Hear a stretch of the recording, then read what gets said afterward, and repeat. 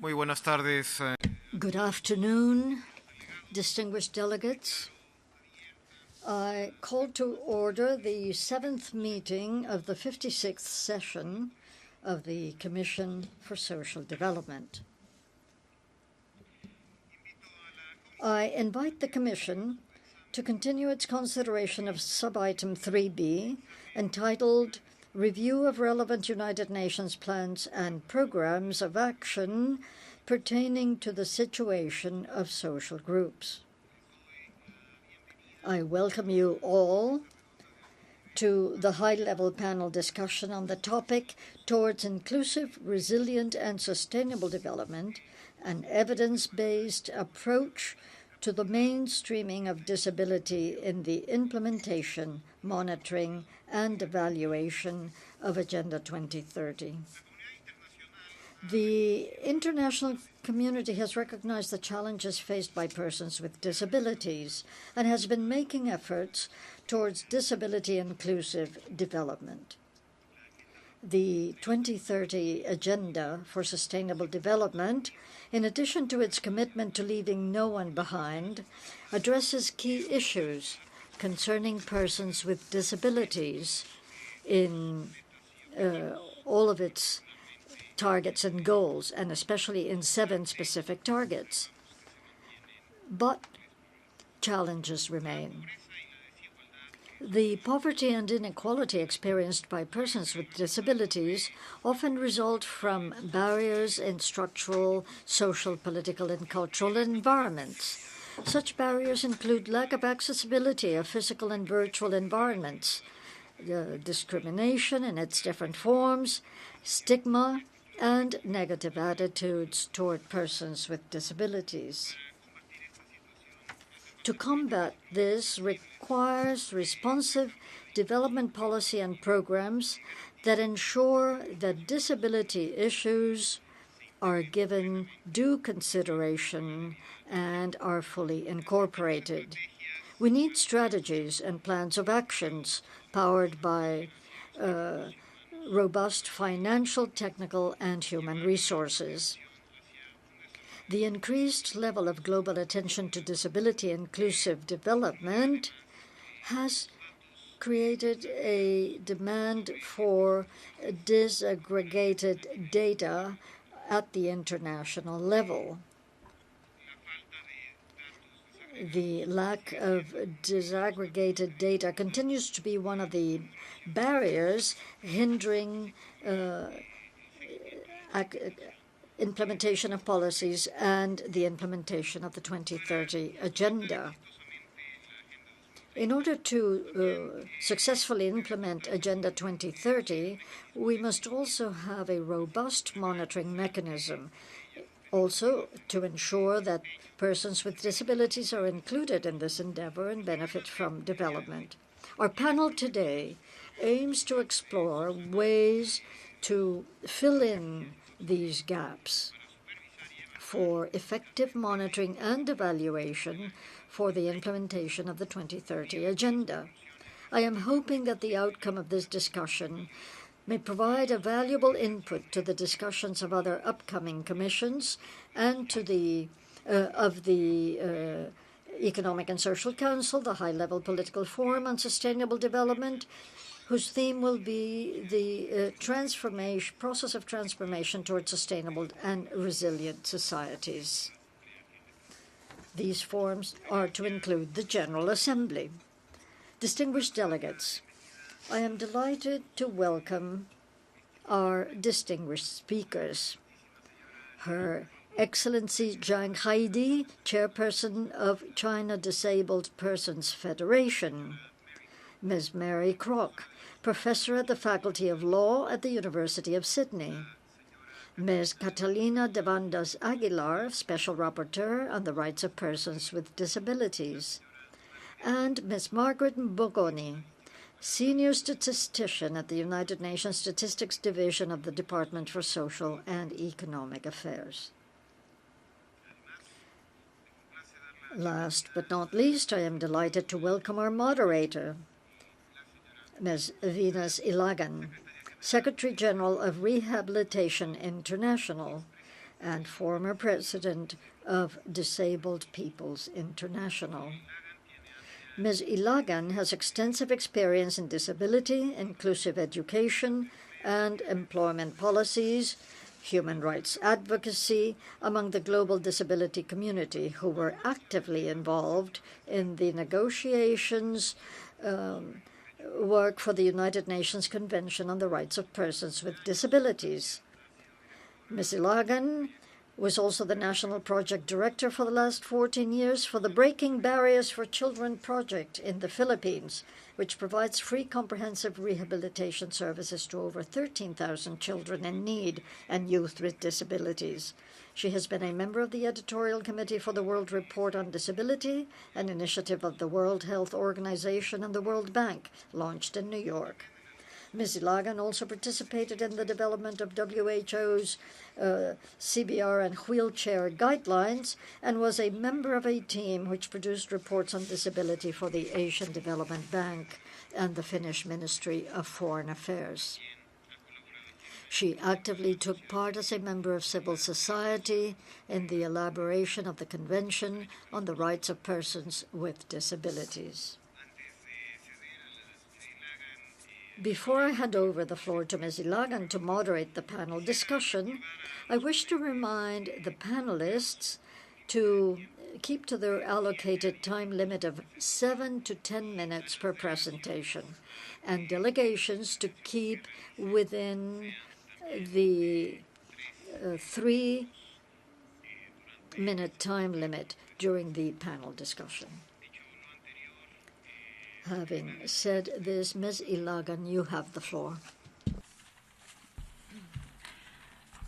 Thank you, Your Excellency, Mr. Bruno Rios of the Mission of Mexico to the United Nations.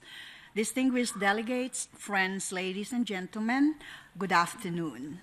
I welcome you to this panel, and I thank the organizers for the opportunity to join you today. First, I bring to you greetings from my organization, Rehabilitation International. We are a global network of persons with disabilities, experts, academics, service providers, and many others who work in the fields of disability, rehabilitation, and development. Having been established in 1922, yes, we're 96 years old, we are among the pioneering organizations that work in the fields of disability and rehabilitation. Among many achievements, over 9 decades of work, we're most proud of the fact that Rehabilitation International has created in 1968 the original version of the international symbol of access, the wheelchair sign, said to be one of the 5 most recognized signages in the world today.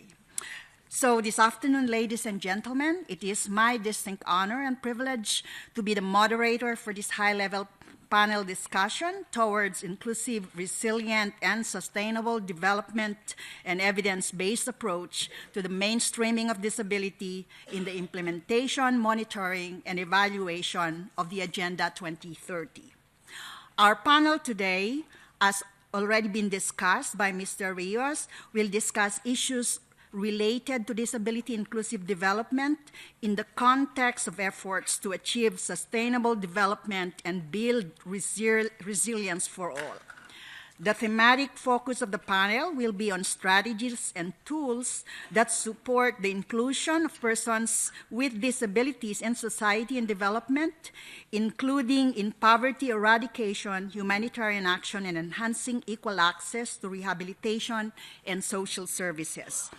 Our panel will also discuss how evidence-based research, including the status of disability data and statistics, can be further improved to ensure that disability-inclusive implementation of and monitoring and evaluation of the 2030 Agenda would be ensured at all times.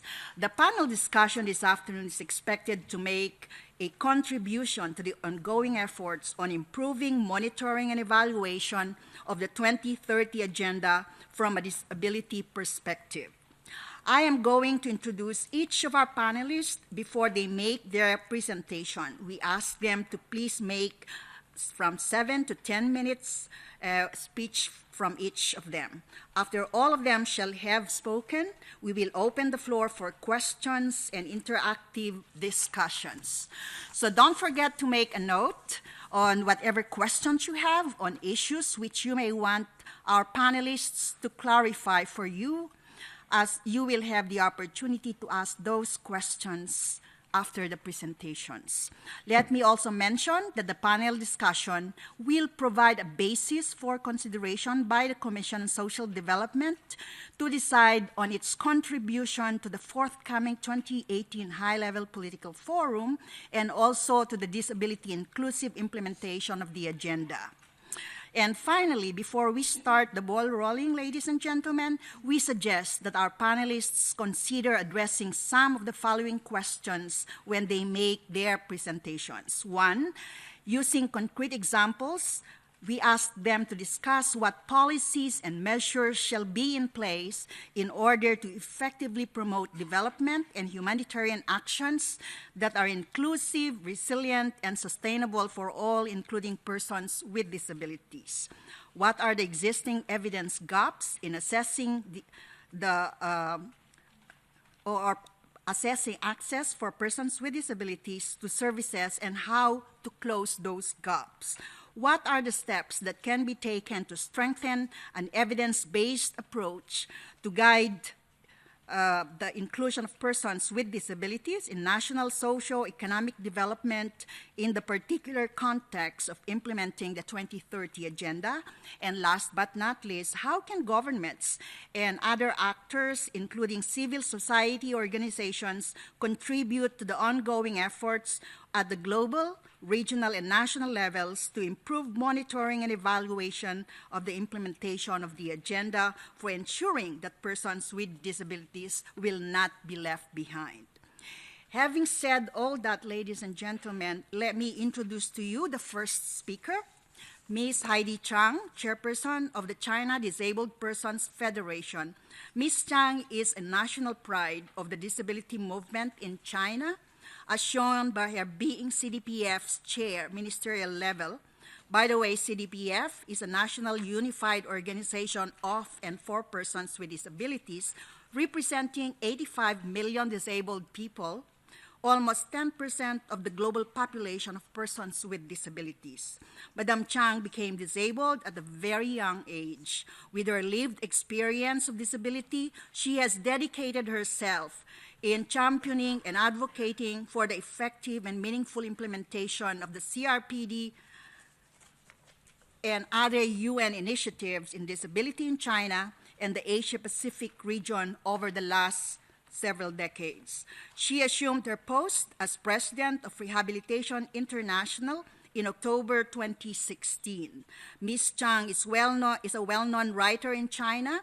She holds a master's degree in philosophy from Jilin University in China and an honorary doctorate from the Universities of New York and Massachusetts. And she speaks English, German, and Esperanto, aside from her mother tongue. I missed Japanese. She also speaks Japanese.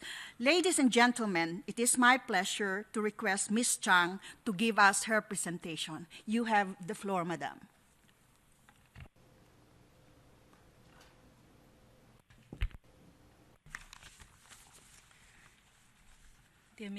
Dear Miss Venus Ilagan, my good friend, ladies and gentlemen, good afternoon. It's my honor to attend this meeting. The meeting's topic is of great significance. I have some ideas to share with you today. I was paralyzed at the age of 5. I know daily what it means to suffer from disability. Disability means sufferings not only to an individual person, but also to the whole humanity. We have to face up to it together. I'm happy to say that more efforts have been made to implement the CRPD and the 2030 Agenda by the international community. In the Asian Pacific region, Thanks to the leading role of the UN SCAP, we have launched the 3 Asian and Pacific decades of persons with disabilities. Recently, the UN SCAP and the Chinese government co-organized the high-level intergovernmental meetings on the middle point review of the 3rd decade in Beijing. The Beijing Declaration and Action Plan adopted at the meeting provides a robust and comprehensive policy framework that guides our efforts to build a disability-inclusive society in the region.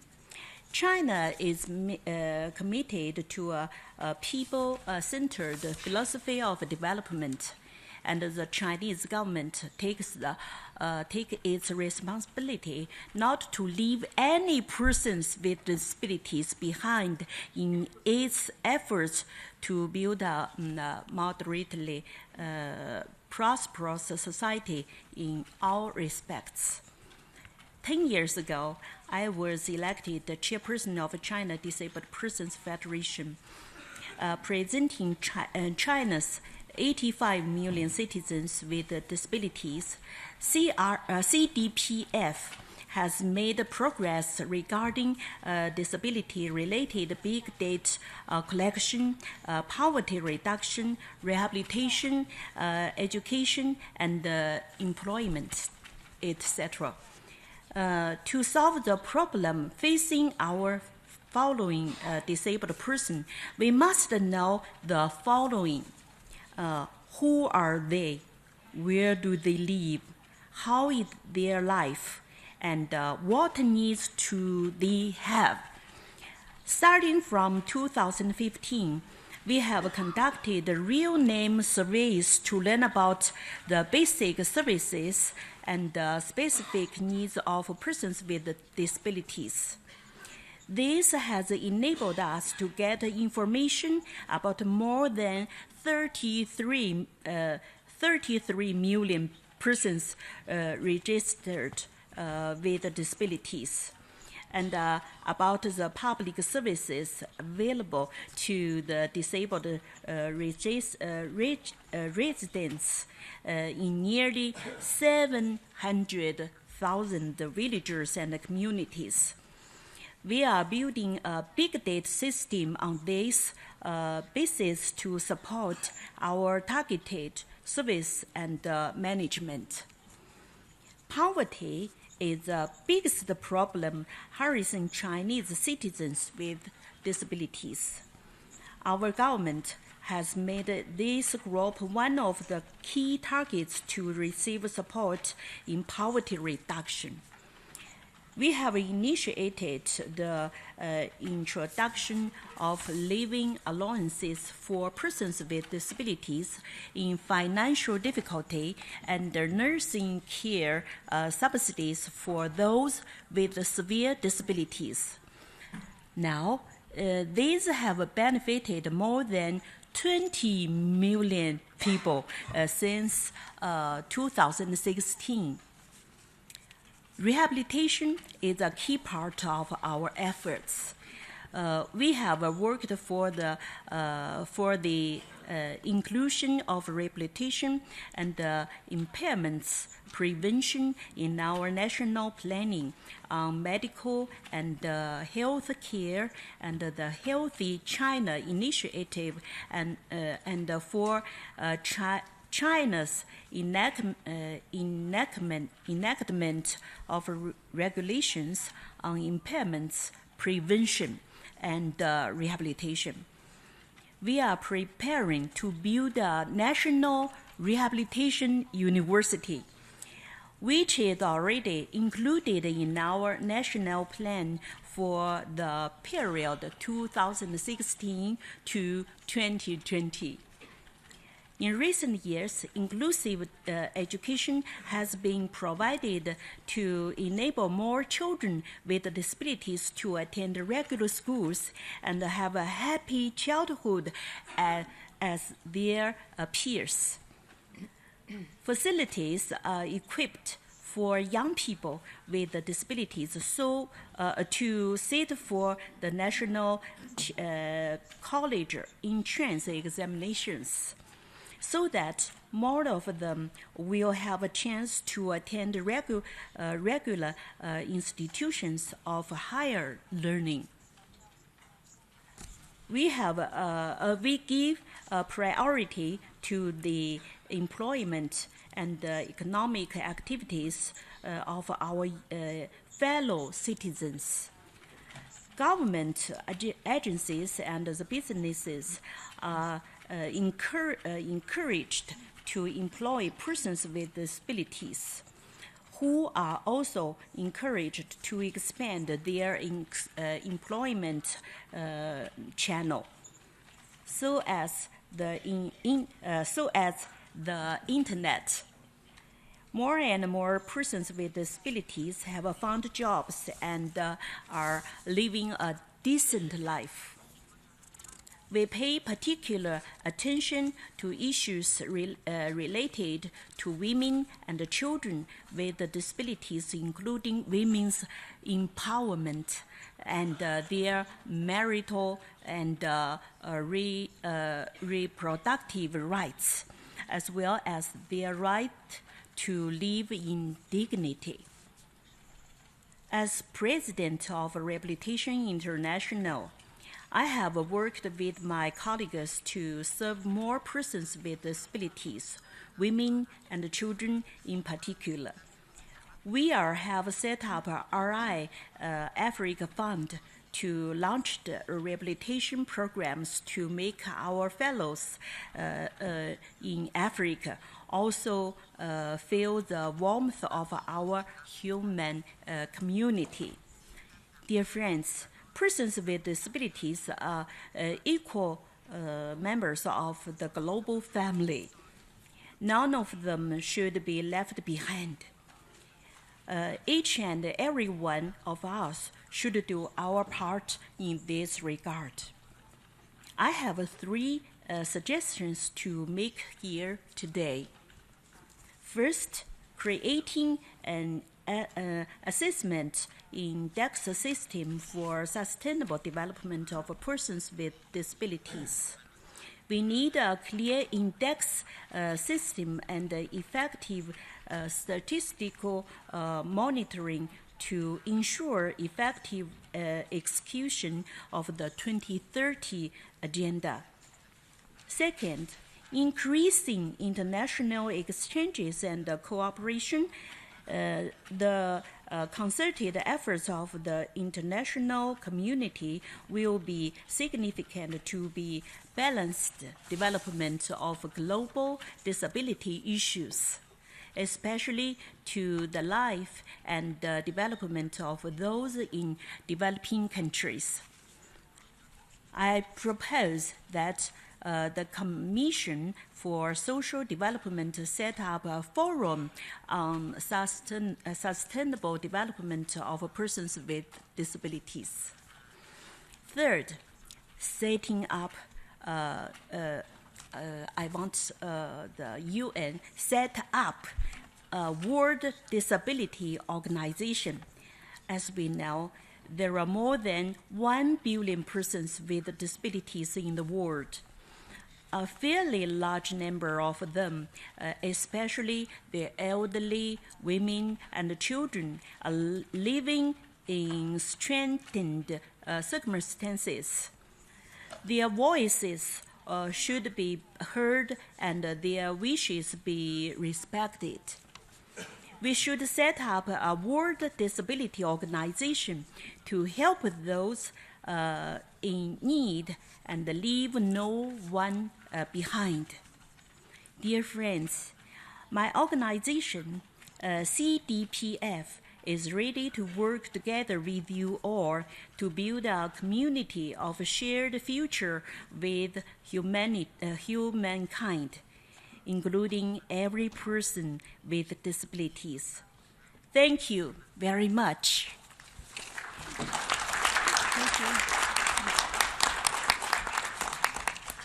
Thank you, Ms. Heidi Chang, for sharing with us both the challenges faced by persons with disabilities in China, as well as the measures and initiatives taken by the government to address the issues proactively, including the provision of inclusive education to more children with disabilities, which is not only an important but a critical step towards realizing the rights of disabled children. They are the future of our movement. The Chinese government's inclusion of persons with disabilities among the key recipients of support for poverty eradication is laudable, to say the least, and I'm sure that delegates in this room will be very interested to learn how your government is doing it, so that learning from your experience, they will not have to invent the wheel where this is applicable. It is also important to note of your government's role in co-organizing the high-level international or intergovernmental meetings for the midpoint review of the third Asian and Pacific Decade of Persons with Disabilities. Furthermore, we acknowledge the importance of your statement that in order for authorities to be able to address the issues of persons with disabilities, they have to know who they are, where they live, and what are their needs, among other important information. The other panelists will be speaking about data and why it is important and the urgency of the need to have them available to support efforts to address the various issues relative to realizing the goals of the 2030 Agenda and the vision of the Convention on the Rights of Persons with Disabilities. Last but not least, having worked with you for almost 2 years now, I could attest to the fact that under your presidency of Rehabilitation International, you have always ensured that disability and persons with disabilities are central to anything and everything that we do. So thank you very much, Madam. And now I would like to call or introduce our next speaker. She is the Special Rapporteur on the Rights of Persons with Disabilities of the Human Rights Council. She is a lawyer by training and a human rights advocate who has worked extensively on disability issues at the national, regional, and international levels.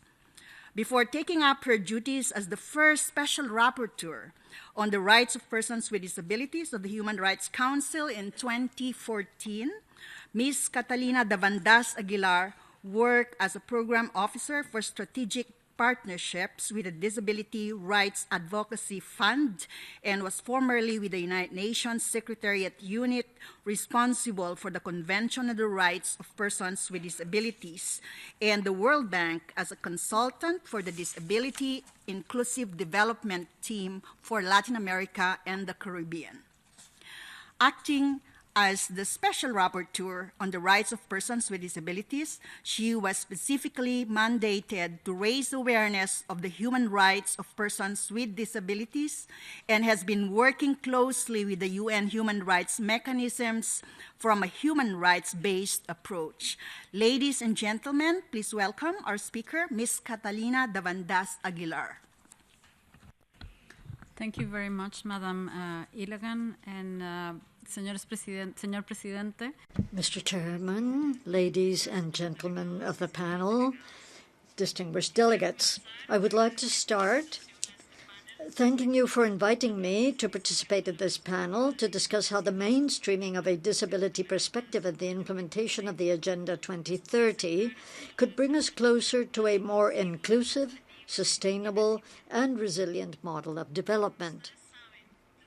As you may know, in pursuing my mandate as Special Rapporteur, I have placed particular emphasis on the issues of inclusive development, promoting citizenship, and change in social perceptions. These are the main pillars of my mandate. I have followed closely several international, regional, and national processes, including, of course, the adoption and implementation of the Sustainable Development Goals. And I have sought to promote the exchange of knowledge and good practices between the United Nations system, states, and civil society to promote an inclusive and sustainable development. During the first 3 years of my mandate, I produced 6 thematic reports that provide some answers to some of the questions posed in this panel. For example, what are the gaps in the enjoyment of rights and in the benefits of development for persons with disabilities? How to effectively promote development policies that are inclusive? How to strengthen an approach that is based on evidence and human rights? And how to strengthen the monitoring and evaluation of public policies with the participation of persons with disabilities.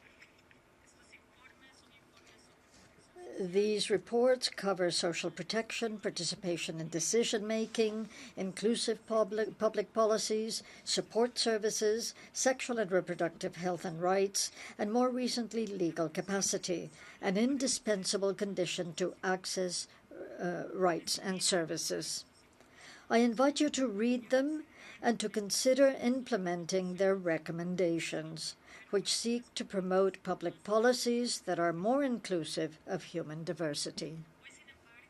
Today, however, I would like to focus my presentation on the monitoring and evaluation of the implementation of the 2030 Agenda, and more specifically on the collection of data disaggregated by disability.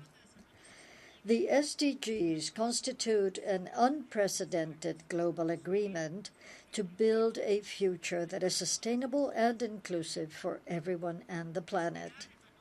Aspiring to leave no one behind requires to strengthen human rights, equality, and sustainability. It is an inclusive agenda that provides a unique opportunity to develop policies that benefit persons with disabilities while advancing the realization of their human rights. That said, as I mentioned in several fora, we risk missing this opportunity if we are unable to monitor how persons with disabilities are participating and benefiting from the implementation of Agenda 2030. Mr. Chairman, Madam Moderator, distinguished delegates, the Sustainable Development Goals require states to collect data disaggregated by disability in order to monitor and evaluate their implementation. Article 31 of the Convention on the Rights of Persons with Disabilities also requires that state parties collect statistical data to enable them to design and implement policies to advance the rights of persons with disabilities. For many years, lacking validated methodologies to collect consistent and comparable data, this was used as an excuse to delay efforts on disability and development. However, since more than a decade now, there is a widely tested methodology to obtain data disaggregation by disability: the short set of questions developed by the Washington Group on Disability Statistics. As you know, the Washington Group on Disability Statistics, composed of representatives of more than 140 countries, was established by the Statistical Commission of the United Nations in 2001 to address the urgent need to develop methodologies for data collection on disability. The objective was to create a simple and internationally comparable tool to identify persons with disabilities for purposes of disaggregation. The short set of 6 questions can be easily inserted in all national data collection instruments at low cost. And this includes population censuses, household and specialized surveys, among others. And this allows international comparability of data over time. These questions of the Washington Group have been used in more than 80 countries, and there is broad consensus among the international community that they constitute the best available tool to disaggregate data by disability. The United Nations Statistical Commission and the United Nations Economic Commission for Europe have recommended their use in the next round of population censuses in 2020. Countries from the Asia-Pacific region through the United Nations Economic and Social Commission for Asia-Pacific have also recommended their use to produce indicators for the Incheon strategy on disability. They have the support of the Committee on Persons with Disabilities, which recommends its use to monitor the Convention. They have also been publicly endorsed by different United Nations entities, civil society organizations, and independent experts in a joint statement in which they recommend their use for the purpose of monitoring the SDGs. Last year, already, the Statistics Commission expressed support for the set of questions to disaggregate data for the SDGs, and a group of member states made a similar declaration of support during the 10th session of the Conference of States Parties to the Convention. Several international cooperation agencies already use these questions in all their programs and projects. As you see, there is vast consensus that the questions of the Washington Group are the best available instrument to ensure a common minimum denominator to monitor the implementation of the SDGs. Distinguished delegates, notwithstanding the above, unfortunately, the entities responsible for decision-making within the UN system continue to delay the issuance of a clear and unequivocal recommendation to member states to use this tool for data disaggregation by disability in the monitoring of the SDGs. Moreover, they tell us that there are other tools available, regardless of the fact that they have not been tested, have more than 40 questions, and their implementation is very costly. In doing all of this, they are providing national statistics offices with the perfect excuse not to disaggregate anything under the pretext that there is no suitable tool for this purpose. There are so many priorities and themes in the agenda that without a clear message from the system, we persons with disabilities run the risk once again of being left behind. Those among us who promote the inclusion of persons with disabilities are alarmed and baffled with this situation. This concern should be echoed by the member states and the international cooperation sector. Without data disaggregated by disability, we will leave millions of people behind. For this reason, I plead that you join our demand that the methodologies to disaggregate data by disability to monitor the SDGs are defined once and for all. In the absence of a recommendation from the UN Statistics Division, it is up to the Statistical Commission and the Interagency Expert Group on Indicators to take a decision.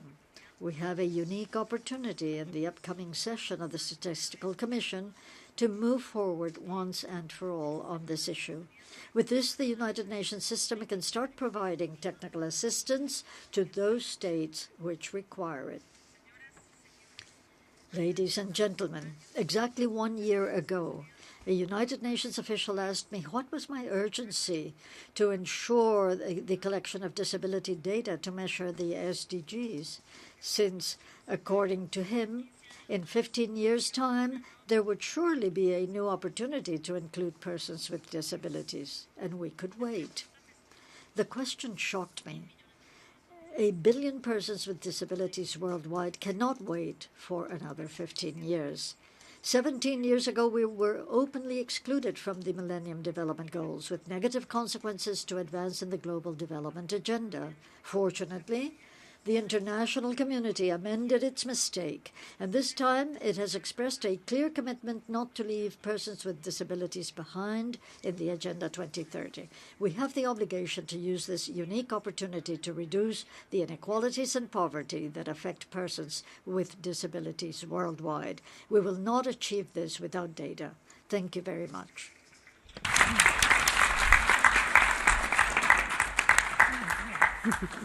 Thank you, Ms. Catalina de Vandas Aguilar, for sharing your thoughts in your presentation, closely following multiple processes at various levels relative to promoting inclusive and sustainable development for persons with disabilities by yourself.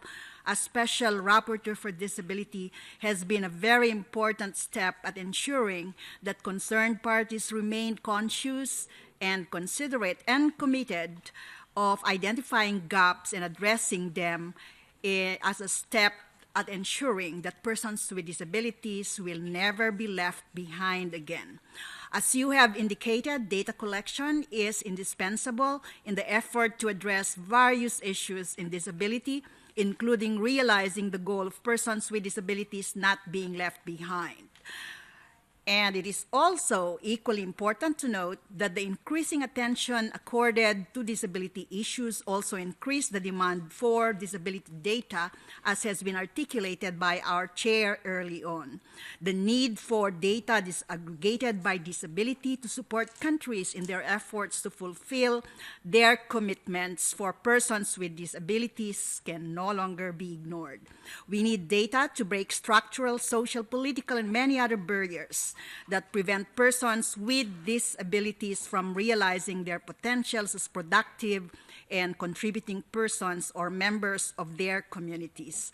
And it goes without saying that data is key in making sure that countries are able to address the chronic poverty faced by persons with disabilities, which is not acceptable, as we are now over a decade after the universal ratification of the convention. We definitely share your concern and your call for more action and data collection and to look closer on disability-related indicators in the SDGs. You have made your very important points loud and clear, and we thank you for drawing our attention to these extremely important issues. Thank you, Madam.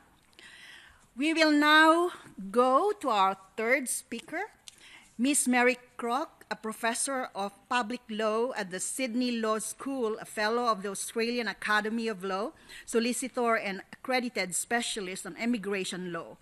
Her research has frequently been referred to by scholars and cited in Australia's federal courts and high court. She has worked as an advisor to the Australian Senate on inquiry into Australia's refugee and humanitarian program. She is also a consultant to the Human Rights and Equal Opportunity Commission on Immigration and Detention and the Royal Commission into Child Sex Abuse on Children in Immigration Detention. Professor Kroc has a broad experience of work with the UN system and spoke on disability inclusion in humanitarian actions and development in a number of international forums and conferences. With that introduction, ladies and gentlemen, may we welcome Dr. Mary Kroc. Mr. Chairman, Madam Moderator, Excellencies, ladies and gentlemen, I am greatly honoured to have the opportunity to address you today, and I express my gratitude to the Bureau of the Commission for inviting me to address this important meeting with such a distinguished panel. I have learnt a lot already today, and I have found nothing with which I disagree. I wish indeed to emphasise and support what my colleagues have already said. My experience with disability in humanitarian situations has come about through a 6-country study of refugees and displaced persons living in urban, camp and detention settings.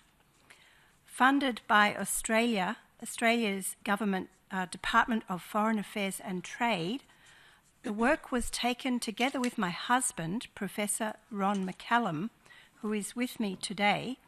He is the former chair of the Committee on the Rights of Persons with Disabilities, together with colleagues from our faculty, Professor Ben Saul, and a doctoral student, Mrs. Laura Smith-Kahn. The research involved interviews with about 1,500 people with disabilities in Uganda, Indonesia, Malaysia, consultations with site visits in Jordan and Turkey, and a survey of data that was provided to us by our research partner UNHCR of nearly 1 million refugees and displaced persons in Pakistan. So we were assisted by committee members of the CRPD committee from Uganda, Jordan and Turkey, as well as by research partner UNHCR and many INGOs and NGOs. I have bought a copy of the book that is based on our research, which has just come out, published by Elgar Publishing, which is called The Legal Protection of Refugees with Disabilities. It is a great honour to speak to you this year. This is a very important year for migrants and refugees, as members of the United Nations come together to attempt to conclude 2 compacts on migrants and refugees. There is a lot happening, particularly around the SDG goals, which we have already had described to us.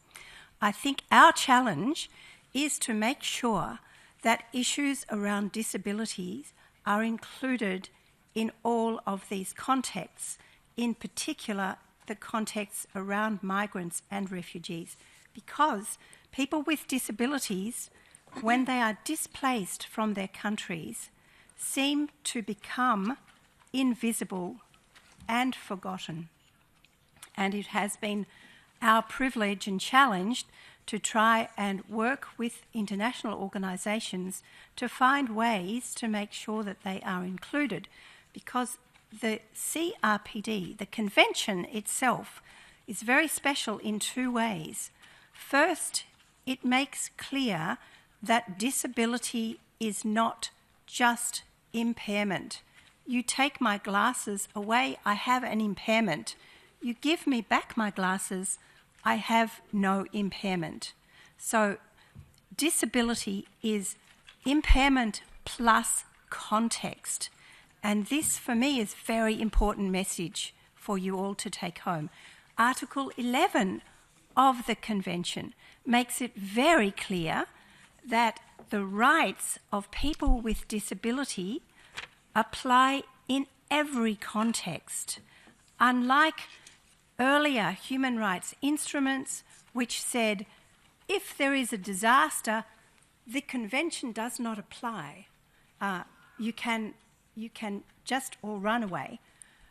Now the CRPD says no, you must stand with people with disabilities and make sure they are included in every circumstance. I want to make comments on 3 particular areas that we addressed in our research. First, on policies, second, on the evidence gaps, and finally, some recommendations and comments on good practice. Our work covers all aspects of the CRPD and refugees and people in displacement. But, you know, we really focused very heavily at the start on the issue of identifying disability, because we found that across every culture, many different cultures, there are reasons why individuals will not volunteer information about their disability, about their impairment. Sometimes it is a question of shame. In displacement, when people become refugees, there are many, many other reasons also why they will not volunteer unless they have a disability which is very obvious. They are blind, they have lost a leg, they cannot walk. These are disabilities that everybody will notice straight away. But there are many disabilities that you cannot see. You cannot see when somebody cannot hear you. You cannot necessarily see when somebody does not understand you, when their cognitive functioning is impaired. This is very common for refugees, particularly people, women and children who have suffered great violence. Of course, the failure to know about this type of disability for the refugee who has to go through various processes can be catastrophic, very bad. And for this reason, in our research, working with UNHCR, we have tried very hard to promote the international classification of functioning approach taken by the Washington Group. This is the approach that we took in our surveys. But most importantly, to find a way to capture both the impairment and the context. Do you need glasses? Do you have glasses? In development, if you are planning to provide for a group of people, you must know this information or you cannot provide. I think that's very clear. So in our experience, when we started in Indonesia and Malaysia, and we went to the UNHCR in Malaysia, who had care of 100,000 people on their books that were registered with them. Before we came, they said, we will do a review. They did a review and they said, 100,000 people, we have 202 people with disabilities. I try very hard not to laugh because WHO tells us that in any population in the world, up to 15% of people are people with disabilities. But the people there, they said, very sad, but refugees, people with disabilities cannot travel. They stay behind, they die in much greater numbers. That is true, but it is not true that they don't travel. They do. They absolutely travel. In fact, our research showed over 3 years, over 6 countries, that people with disabilities travel in great numbers and often under circumstances of great difficulties. They suffer terrible harms before they travel, during their travel. In fact, the experience of being displaced as a refugee is a major causal factor in creating disabilities. So we have detailed this. UNHCR, by the time we get to Pakistan and the survey that they did of nearly 1 million refugees, they used the ICF, the International Classification of Functioning, and they came out with data of between 8 and 10%, which is much closer to the World Health Organization. So I completely endorse the call by Ms. Devandas to have us all our countries adopt the International Classification of impairments and disabilities, so as to create truly disability disaggregated data that is going to be critical to caring for and identifying people in disability. This is a big year. There is a lot going on within the United Nations system, and I am personally aware and involved with some very good cross-cutting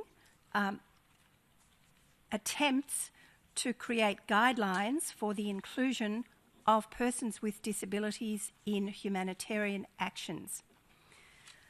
My message for you today is that I welcome and celebrate the fact that these issues have become so accepted and so included. What concerns me is that we are still seeing a tendency for different organisations to be working in isolation one from the other. So there are groups of international NGOs, there are groups of national NGOs, there are UN agencies that are still not talking to each other. They are not using the same mechanisms to collect data. I understand that in humanitarian action, there are different situations.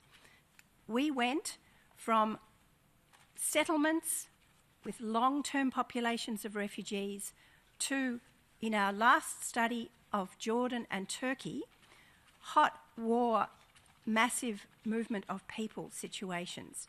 And it is very clear to me that you cannot use and expect the same disaggregation of data in each context, because you do not have the time in the immediate rush of a hot disaster.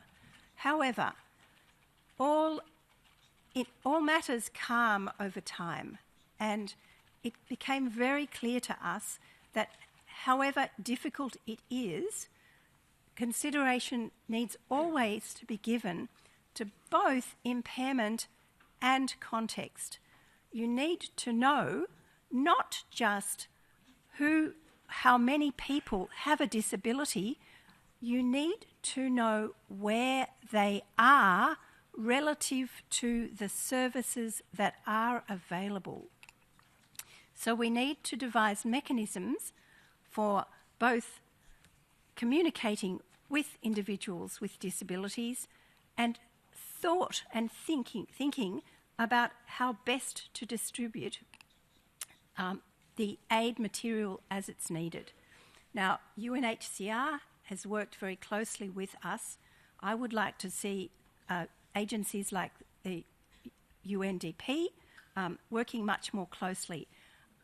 One concern I have is that these agencies often collect data, but they don't share it with anybody else. So UNHCR, such data that does exist, and it is extremely fragile, extremely impressionistic data that is able to be collected about any forms of people in displacement. But we need to find ways to share that so that we're not always trying to reinvent the wheel, and often reinvent it in different ways. I saw examples in my travels of very good practice where thought was given to where people with disabilities were located relative to the aid and the meeting of their needs.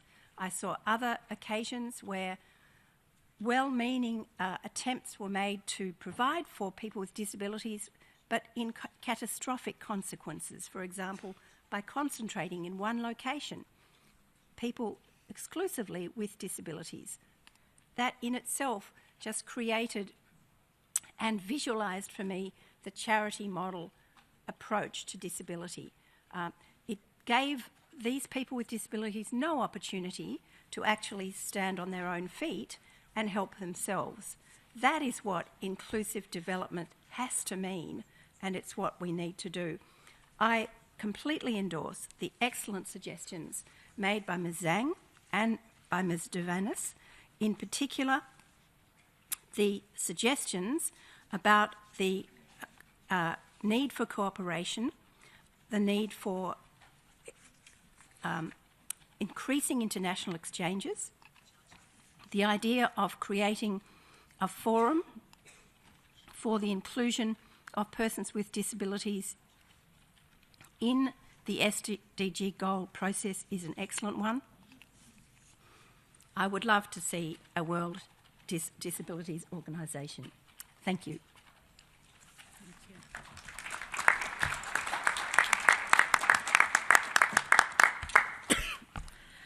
Thank you, Professor Mary Kroc, for your very informative presentation. We note that you have raised several very important points, including on policies and measures to effectively promote development and humanitarian actions that are inclusive, resilient, and sustainable. One of those important points that you highlighted is how disability is defined in Article 1 of the Convention on the Rights of Persons with Disabilities, which states that disability results as a failure to accommodate impairment so the individual with a disability can participate fully in society.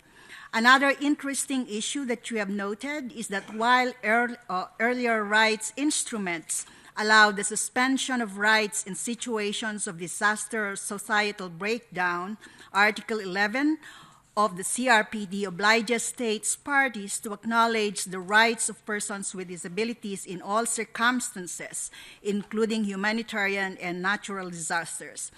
You also have cited the challenge of identifying impairments and collecting data in displacement where cultural stigma is a big issue that has to be addressed first and foremost.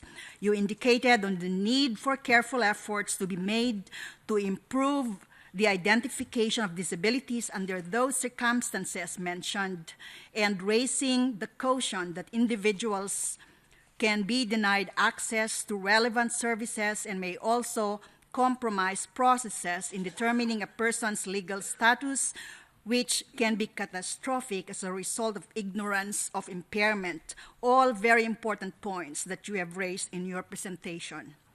Finally, you have given us a very important food for thought about the fact that some tools developed to capture data on refugees with disabilities focus heavily on the identification of need and vulnerability rather than on the identification and removal of barriers to participation. That's one more key point that you have raised in your presentation, and thank you very much. Now we go to the fourth and the last speaker for this afternoon. She's our fourth and final speaker for this panel, Ms. Margaret Bogoni, Senior Statistician of the United Nations Statistical Division of the Department of Economic and Social Affairs, DESA, where she is the manager for the Disability Statistics Program. In this capacity, she oversees the division's work with regard to the development of international methodological guidelines, providing technical assistance to countries to strengthen national statistical capacity, and compilation and dissemination of statistics on disability. Ms. Bogoni's other notable achievement in the area of disability includes her contribution in the development of the World Health Organization's International Classification of Functioning and Disability, ICF. Her other important contribution was the organization of the UN International Seminar on Disability Measurement that recommended the formation of the Washington Group on Disability Statistics. Ladies and gentlemen, I now give the floor to Ms. Margaret Bogoni for her presentation. The floor is yours, Madam. Thank you, Madam Moderator. My office, the UN Statistics Division, is honored to be part of this high-level panel discussion and on such an important topic.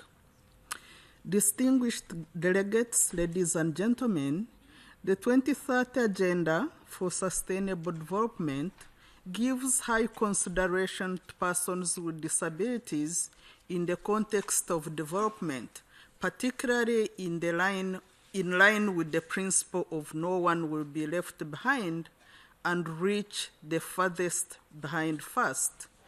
The 2030 Agenda recognizes persons with disabilities as one of the vulnerable peoples and calls for their empowerment. For follow-up and review, the 2030 Agenda underscores that quality, accessible, timely, and reliable disaggregated data will be needed to help with the measurement of progress and to ensure that no one is left behind. The agenda goes on to state that all of us will work to implement the agenda within our own countries and at the regional and global levels, taking into account different national realities, capabilities, and levels of development, and respecting national policies and priorities. It's important to recognize that even from a statistical viewpoint, there is diversity in national situations, with countries being at different levels of statistical development. This diversity needs to be taken into account in planning for national statistical capacity building. Distinguished delegates, it is mainly for this reason that the Statistics Division of the United Nations, after several years of not having a disability statistics program, embarked on a stock-taking exercise on national experiences through a series of regional consultative meetings. The consultative meetings have been used to initiate a discussion on the way forward towards compilation of data on disability for monitoring of sustainable development goals by bringing together representatives of national statistical offices and those from government agencies in charge of policy in the respective countries. Having at the same meeting national representatives in charge of statistics on disability as well as those in charge of policy is intended to foster the necessary dialogue that's vital for producing data that are responsive to the policy needs of the respective countries.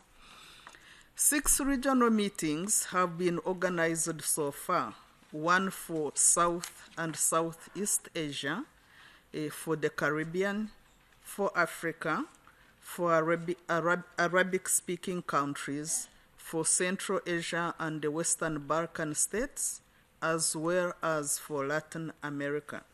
The meetings have been conducted in collaboration with the respective regional commissions, some relevant sub-region organizations, WHO, and the Washington Group on Disability Statistics.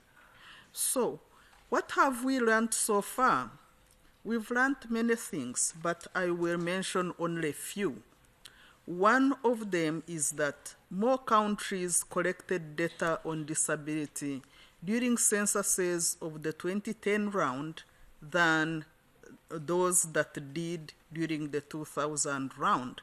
We are currently in the 2020 round of population and housing census round, which started in the year 2015 and will end in the year 2024. And we expect that even many more countries will collect data than was the case in the previous rounds. Another finding is that there are still substantial differences among the countries in the questions used. While there is a tendency to use the questions of the Washington Group or Washington Group-like questions, we see differences in those that are using those kinds of questions as well as those that are using other forms of questions. All these have implications for the quality as well as the comparability of data among countries. Furthermore, there are wide variations among regions in sources of data on disability, but in all the regions, countries recognize that administrative sources of data should be strengthened and exploited. In general, countries have pointed out a lack of the requisite SDGs-related formal national coordination mechanisms for all the necessary stakeholders in their countries. There is also a general lack of experts on disability statistics in the countries, and it is recognized that comprehensive statistical capacity development programs are needed for many countries on the collection, analysis, dissemination, and utilization of the data. Distinguished delegates, it's worth noting that availability of data on disability has improved significantly over the years. This can be attributed mainly to international continued attention addressing the rights of persons with disabilities with the objective of mainstreaming disability into national development agendas. On the other hand, there are still wide variations in estimates of disability both among countries and within countries over time. If I may add to this, there are even wide variations in estimates even when countries use the same set of questions. So we see that we are still not, there is probably room for more to be done. This can be attributed mainly to These observed differences bring into focus the diversity in national experiences and expertise across countries, as well as related cultural contexts within which the identification and measurement of disability takes place. I would now like to inform you that the United Nations Statistics Division, in collaboration with regional commissions of the UN, is currently undertaking a disability data collection. These data will form the basis for the analysis of national practices regarding disability measurement and of data on the prevalence as well as the characteristics of persons with disabilities. Distinguished delegates, ladies and gentlemen, the UN Statistics Division is also updating the UN guidelines and principles for the development of disability statistics, which was initially published in 2001. The revised publication provides methodological guidelines to producers of disability statistics for improving the collection, compilation, and dissemination, as well as usage of data on disability. It's intended to assist countries to better meet demands for good quality data for measuring and monitoring progress towards inclusion of persons with disabilities in development programs, while taking into account the context of the Convention on the Rights of Persons with Disabilities and the 2030 Agenda for Sustainable Development.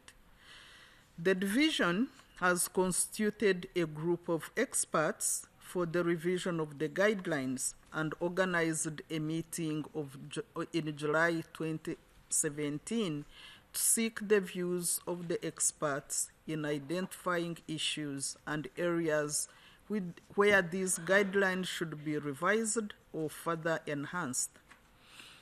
Compared to the current version, the revised guidelines will highlight the importance of instituting a well-coordinated national policy to ensure effective demand for data, establishing a national statistical program that responds to the policy data needs, measuring of facilitators and barriers to functioning, and strategies for enhancing the analysis, accessibility, and utilization of data on disability in the countries. The revised publication will also provide various available tools at the international level for measurement of disability, as well as examples of good tools being used in some countries. In this context, it's important to mention that the tools of both the Washington Group as well as those of WHO will be included as they serve different but complementary roles in terms of the data collected. Use of one or the other would be determined based on national needs for data. For example, while the short set of the Washington Group is widely acknowledged as an appropriate tool for data disaggregation by disability status, a brief version of the WHO Model Disability Survey can be used for the same purpose as well.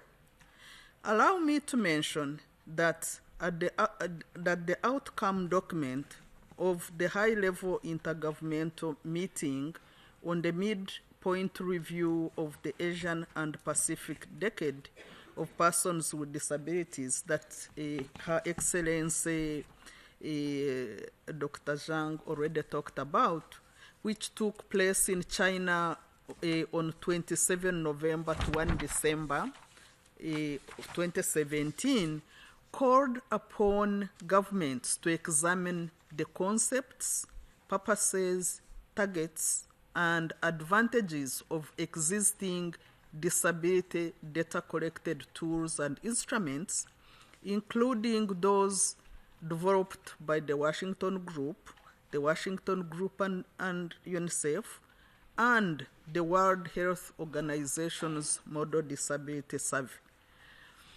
Distinguished delegates, ladies and gentlemen, I would like us to recall that the Convention on the Rights of Persons with Disabilities calls on states parties to collect appropriate information, including statistical and research data, to enable them to formulate and implement policies related to the Convention and to identify and address the barriers faced by persons with disabilities in exercising their rights.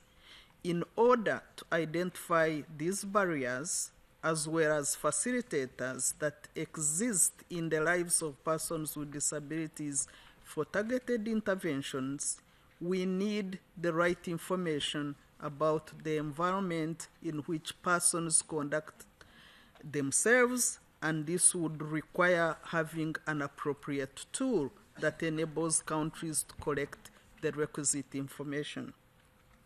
So, let us not lose sight of the many purposes for which data on disability are required by going beyond focusing just on disaggregation. Disaggregation is fine, but sometimes you need much more than just that. Distinguished delegates, let me now talk to you about the strategy of my division, the UN Statistics Division. We recognize that as countries endeavor to achieve tangible and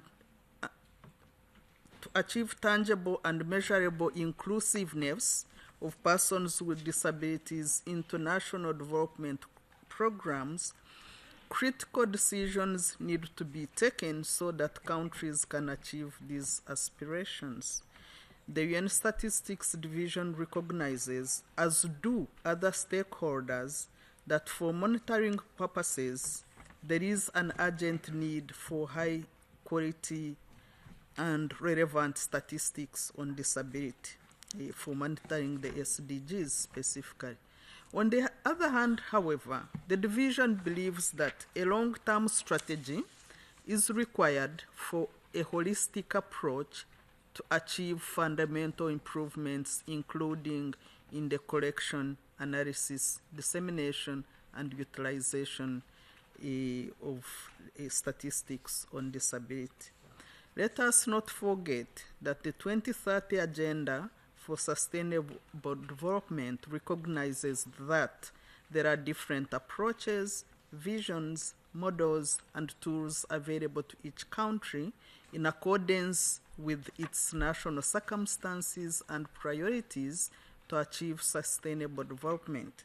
In this context, it's imperative that there be a long-term and coordinated strategy across all international partners for strengthening national capacity to generate robust statistics on disability for national planning and monitoring.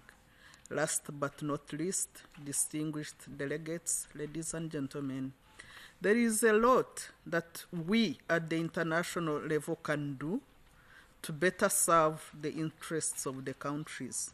It's important, therefore, that the various stakeholders collaborate on how best to serve the interests of the countries so that they can meet the enormous data demands for disability policy formulation and monitoring.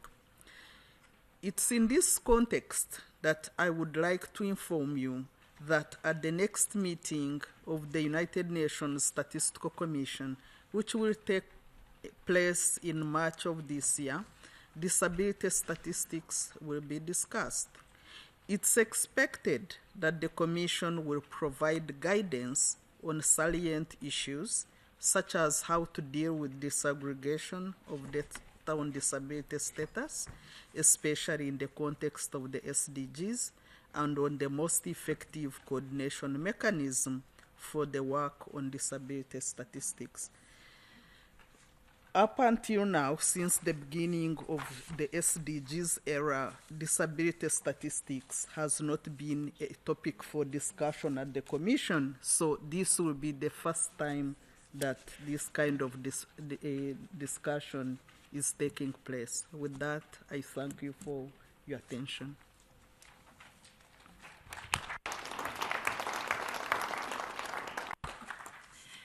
Thank you very much, Ms. Bugoni, for your important and informative presentation. Data collection is indeed one very important component of the work critical to the success of realizing the visions of the Convention on the Rights of People with Disabilities, and of course, the 2030 Agenda, and one that has to be dealt with utmost urgency, if I would judge from the presentations that we have heard this afternoon. This has been pointed out repeatedly and even passionately by the previous speakers and yourself, as we all have heard. We agree with the point you raised, that even from a statistical point of view, there is diversity in national situations, with countries being at different levels of statistical development, something that needs to be taken into account in planning for national statistical capacity building initiatives. While there are lots of challenges we face in this arena, however, it is encouraging to note that an increasing number of countries are collecting data on disability, and that more focus is given to the value and an appreciation and the importance of doing so. Same goes with the United Nations, which, as you have just said, has taken such proactive stance on data collection, holding 6 regional meetings and the conduct of a dialogue for participating countries to be able to produce data that are responsive to their own policy needs is a major step and a feat by itself. United Nations Statistical Division's initiative to collaborate with the regional commissions to collect data will form the basis for the analysis of national practices regarding disability measurement is more than an encouraging step recently taken. It is a very important step forward. There is so much to be learned from your presentation relative to developing an evidence-based approach as a way to inform policy making and implementation of the SDGs and the CRPD, and thank you for sharing your views. I am sure more questions will be asked when we go into the Q&A, which we are just about to do now. Thank you very much, Madam. Well, we have finished listening to the presentations of our distinguished panels, ladies and gentlemen, panelists, I should say. And so now I open the floor for discussions and comments. Kindly press the button on your speaking consoles to inscribe. That's the term I got from the secretary. Anyway, we have two speakers. Oh. Okay, we have a long list of speakers submitted, but we will give the opportunity for the distinguished representative of Argentina to shoot the first question. She is the Executive Secretary of the National Council for the Coordination of Social Policies of Argentina. Madam, Your Excellency, please shoot the question. Thank you. Muchas gracias. Thank you very much, Madam Moderator, and thank you, panelists, for your interesting presentations. One of the characteristics of the Agenda 2030 is the fact that it reaffirms among its objectives the importance of human rights, which must be considered as cross-cutting issues in their implementation, monitoring, and evaluation.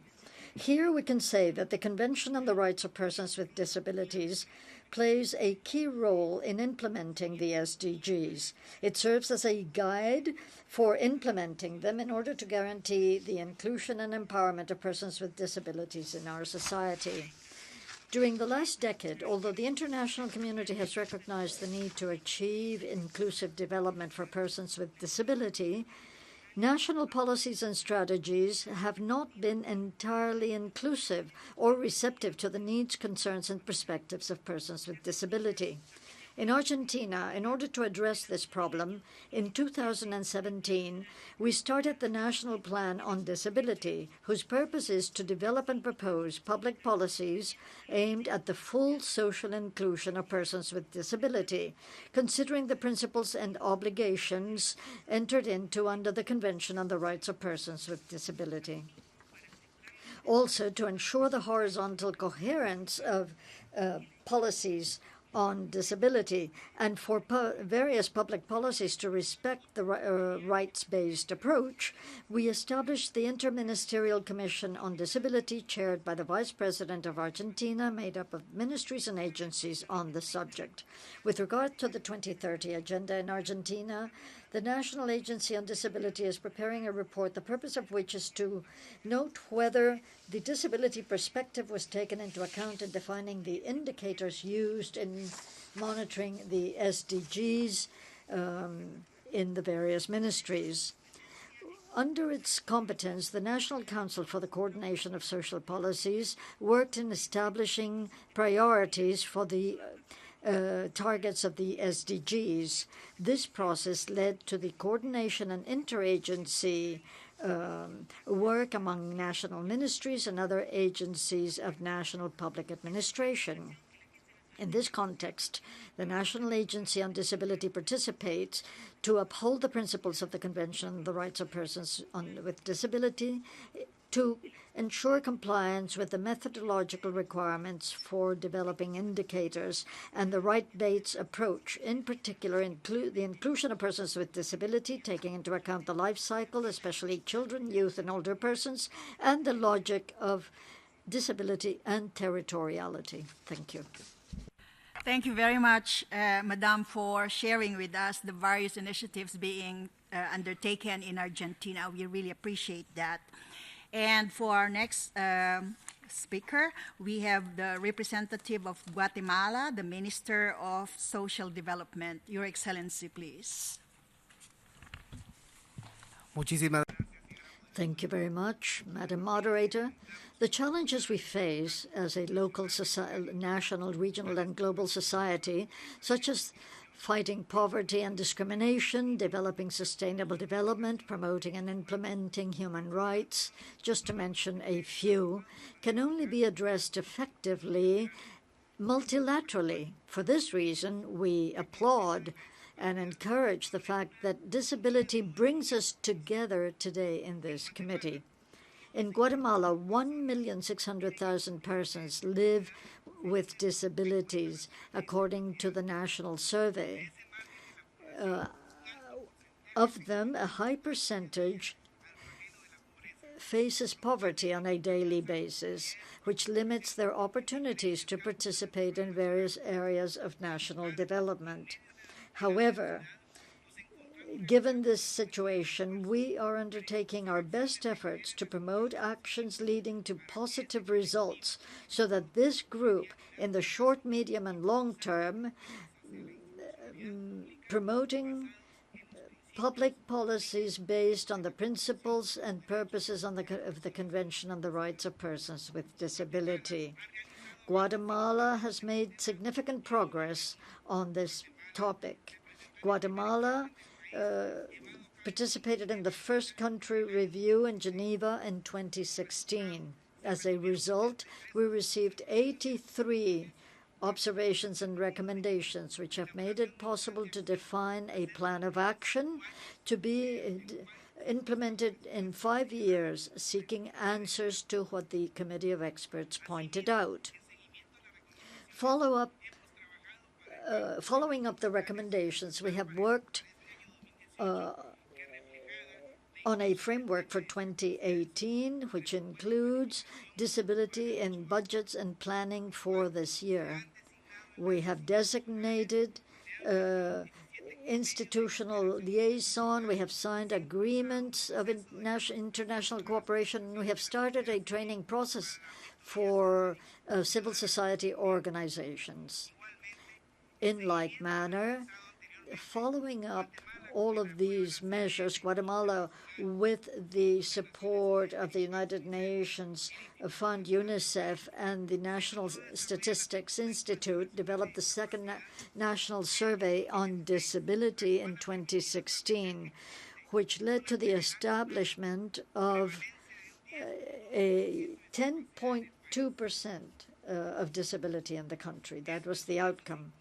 This effort was based on the Washington Group perspective, and we coordinated including disability in the next population census so that we will include disability in policies, programs, and national services.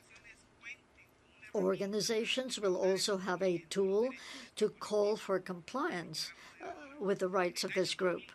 In 2015, our leaders met in this building, aware of the need to have a tool to achieve the development of all, not leaving anyone behind.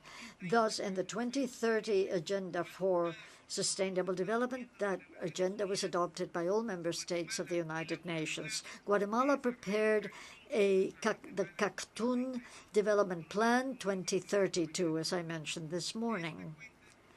We have defined specific guidelines included in that national development plan to bring dignity to persons with disability. Some of them, they don't all have access to education, health, and employment services. We need to implement strategies for persons with disability by allocating specific and sufficient resources. We need to find conditions to offer sustainable ways of life for persons with disability. We need to develop mechanisms so that persons with disability have access to technical training so they will have skills with which to join the labor market. Madam Moderator, we recognize the magnitude and the challenge of eliminating the barrier of discrimination. However, we have the ideal opportunity to guarantee a platform so that human dignity and the protection of the human rights of persons with disability will be central to our discussion in our government agendas and in various international fora. Let us work so that the voice of all persons with disability is heard. It doesn't matter where they are, their rights must be enforced and their demands heeded. Thank you. I thank the Minister of Social Development of Guatemala for his statement. And for now, we will give the floor to the representative of Indonesia, the Vice Minister of Social Services. You have the floor, sir. Thank you, Ms. Moderator. Sustainable and inclusive development is Indonesian priority toward achieving the Sustainable Development Goals. In line with SDGs commitment, no one is left behind. Indonesia continues to promote participation of all elements of society, including persons with disabilities, with the principle of full participation, equal opportunity, and inclusiveness within its national development frameworks. As a state party to the CRPD, Indonesia committed to promote and protect rights of persons with disabilities through the implementation of various relevant international human rights instruments, laws, and regulations, as well as within national development frameworks. Law number 8 of 2016 on persons with disabilities, for example, provide legal basis to promote the participation of persons with disabilities in all levels and aspects of development. The law has transformed Indonesian government approaches in realizing the right of persons with disabilities. The law also mandates the establishment of National Commission on the Person with Disabilities as a national human rights institution, no later than 3 years after the adoption of the law. National Commission will be function as independent institution that facilitate and bridge the gap between the rights of individual and the responsibilities of the state through complaint mechanism and to monitor, as well as provide recommendation to the government. The establishment of National Commission will also invite the participation of experts of disability issues from both persons with disability and non-disability. At the same time, National Action Plan on Human Rights and National Medium-Term Development Plan 2015 to 2019 have also set up various actions for persons with disabilities as priority on the National Development Framework, such as, first, improving accessibility for persons with disabilities and vulnerable groups to participate in political, civil, economic, social, and cultural aspects as one of the special targets of the fourth generation of National Action Plan on Human Rights. Second, promoting disability inclusive development, which is translated into the guideline on disability responsive budgeting and planning issued in 2015 in order to mainstreaming disability concern in the work of various ministries and agencies at national and local level. Third, enhancing accessibility of persons with disabilities in public infrastructure, facilities, and information, as well as encouraging the private sector and state-owned enterprises to come up with initiatives to expand accessibility and services toward persons with disabilities. Fourth, enlarging entitlement of persons with disabilities to obtain education, healthcare services, and employment as enjoyed by other citizens.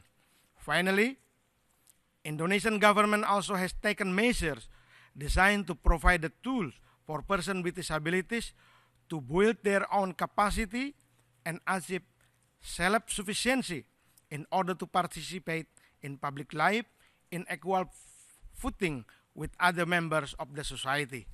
Thank you.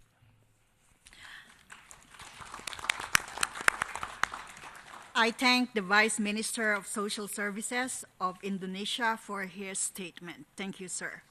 Now I give the floor to the Director of Planning of Kenya. You have the floor, sir.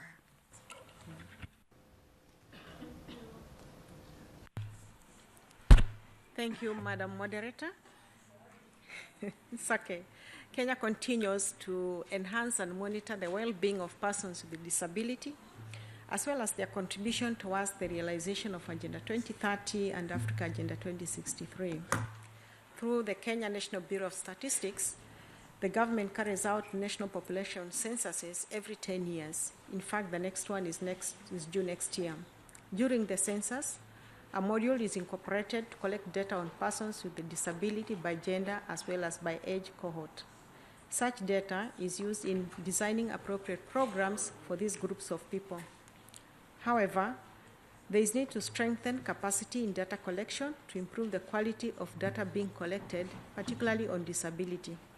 This is as noted by Madam Margaret of the UN Statistics, and we request the UN Statistics to continue building capacity in this particular area.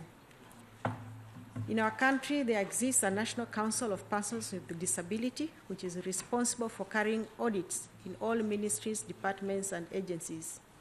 This is to ensure that the government constitutional requirement on 5% reservation on employment and tender towards the persons with disability through access to government procurement opportunity is fully implemented. The government empowers the persons with disability economically through the establishment of National Development Fund for Persons with Disability. The fund avails capital for startup business and capacity building on entrepreneurship. It also helps in purchasing the necessary assistance devices, such as wheelchairs, braille and hearing aids, and sunscreen lotion for persons with albinism. The persons with the disability are also included in the cash transfer program, which is dispersed through mobile money, popularly known as M-Pesa.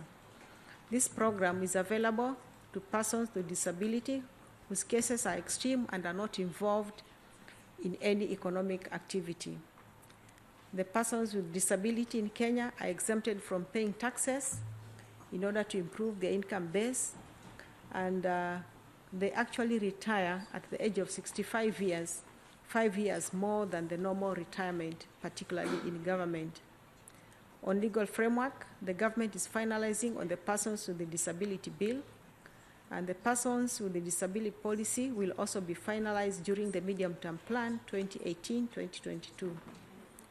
All the efforts at mainstreaming disability are tracked through the government monitoring tools such as the National Integrated Monitoring and Evaluation System, popularly known as NIMES at the national level, and through the County Integrated Monitoring and Evaluation System, known as CMES. I thank you.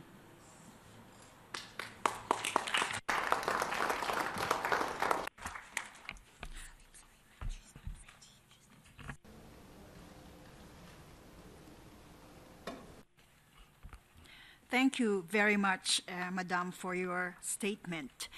And now we will hear from the Director General, the National Agency for Persons with Disabilities of Romania. You have the floor. Thank you, Madam Moderator.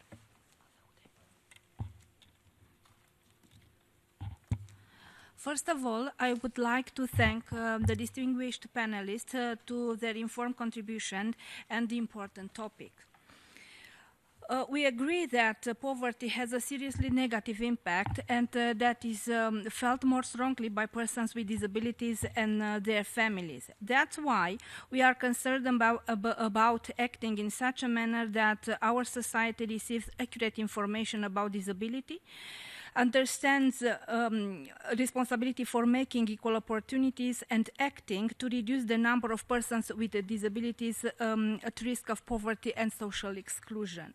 We agree that there still are barriers, particularly physical ones, in terms of persons with disabilities accessing healthcare, education, training, and employment.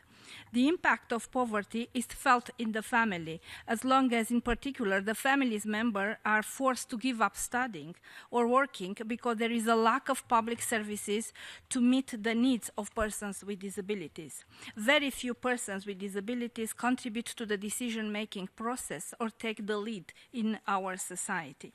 In this context, the correlation between the low level of education and training associated with poor health and the lack of access to the physical and informational environment is a reality that has strong influences in maintaining poverty for persons with disabilities. The numbers of persons with disabilities experiencing poverty and lack of access to health, education, and employment services cannot be properly estimated, and concrete policies cannot be planned to improve their situation. We need to make more efforts so that we can truly contribute to the implementation of the 2030 Agenda.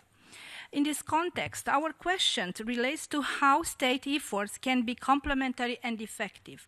What are the steps that can be taken to ensure the inclusion of persons with disabilities in socio-economical development in the context of the implementation of the 2030 Agenda to ensure leaving no one behind, having also in mind the obligation stipulated by Article 4 at the CRPD, consult and involve persons with disabilities in all issues relates to them. And the other question is how should multiple discrimination against persons with disability be monitored and evaluated, and how can the implementation of the 2030 Agenda accelerate combating multiple discrimination against people with disabilities? Thank you. Thank you very much for your statement. And now we are going to hear from the Deputy Director of Social Welfare of Namibia. You have the floor, please. Thank you, Moderator. Namibia has a Disability Council that regulates the affairs as it pertains to all disability issues in the country. Under the National Statistics Agency, we have a regular statistics according to the necessary aggregation taking place, as well as statistics that pertains to people with disability that benefit from the basic state grant. We have two types of disability, or we differentiate two types. It's permanent disability and temporary disability. In terms of the temporary disability, there's a hope that the person, through rehabilitation measures, will be able to reintroduce to the normal work life. And the grants are also of a temporary nature. What I want to bring to the table today is a couple of new dimensions that we have encountered in recently. One is the social aspect that goes with disability, of people with disability. For instance, when a person that is having a temporary disability is living in a very abject social condition, then once the grant is discontinued, the person is still in that dire condition and needs assistance. What do we do about that? Then another dimension is people with full-blown AIDS. When people are assessed whether they are disabled or not, there's a system that I used termed degree of disability. Now, if a person has got full-blown AIDS, not able to help him or herself, not able to do any work, or a cancer patient, where do we classify them? So my contention that I have today is, if we could also look at those segments and most probably see how best we can classify them as part of the disability grouping. Thank you. Thank you very much for your statement, sir. Now I give the floor to the Vice President of the Republic of Costa Rica. Your Excellency, you have the floor. Gracias.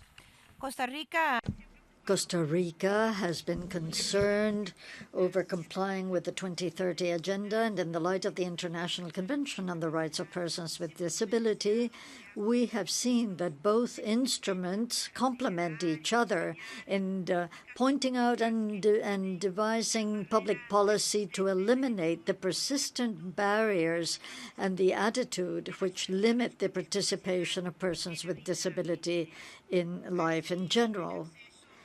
Thus, access to justice and equal recognition under the law, political and effective citizen participation, an adequate way of life, recognition and respect for life, autonomy, self-determination, and the independence of every person in situations of emergency and others.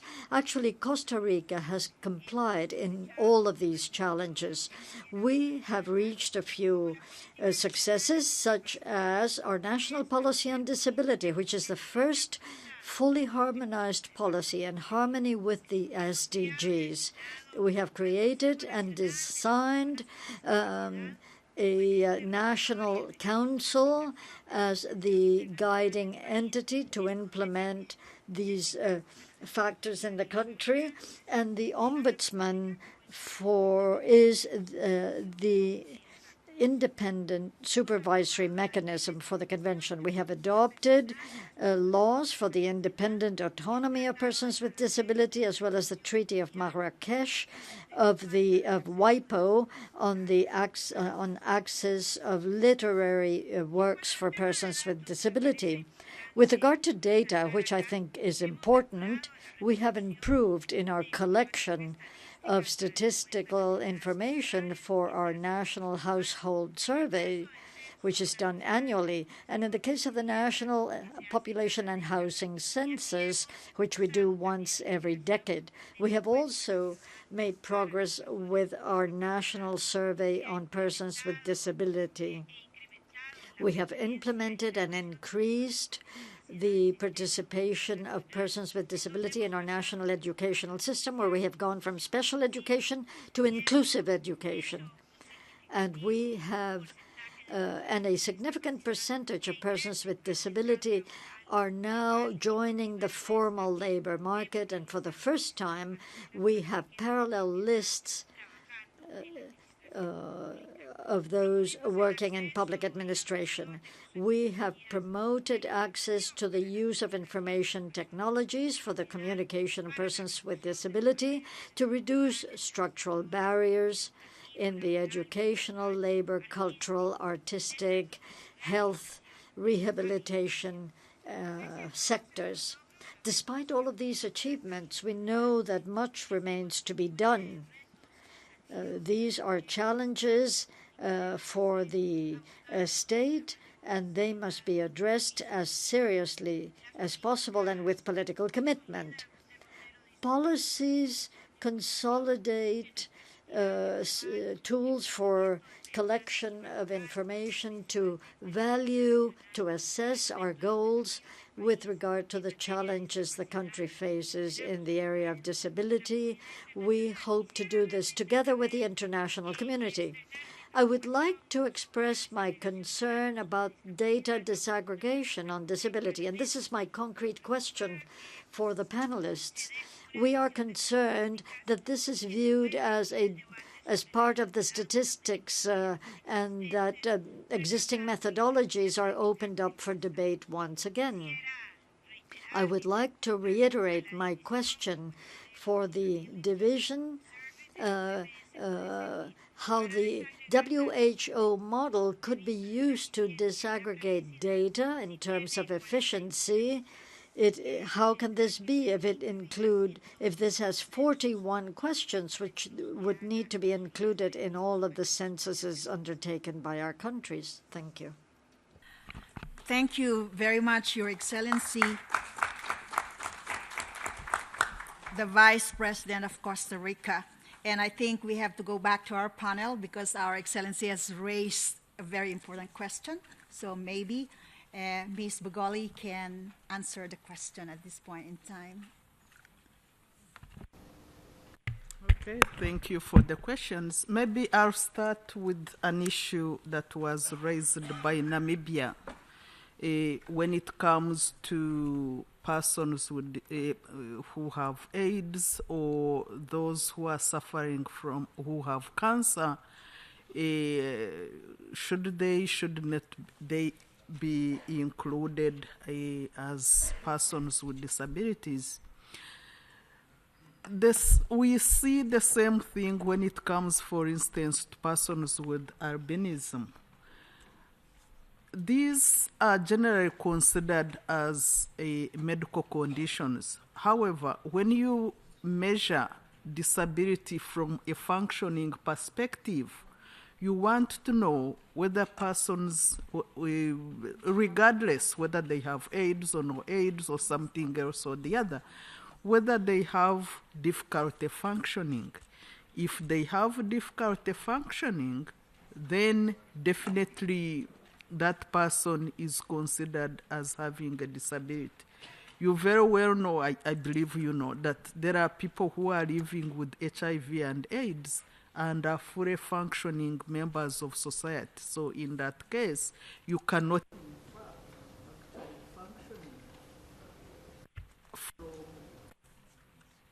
from one's medical condition. So you need to assess it from a functioning point of view.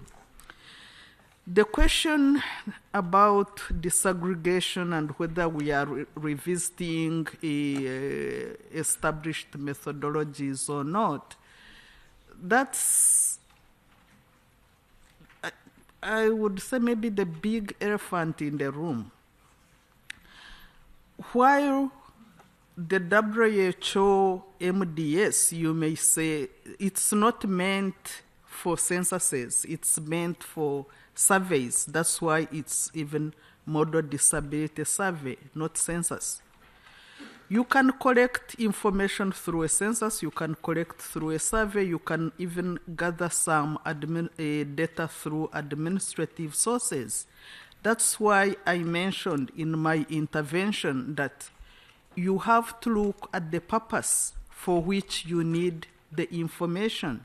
The purpose will determine what tool you use for what. It's not. That's why I also said they are complementary. They are not interchangeable. It's not like you put one.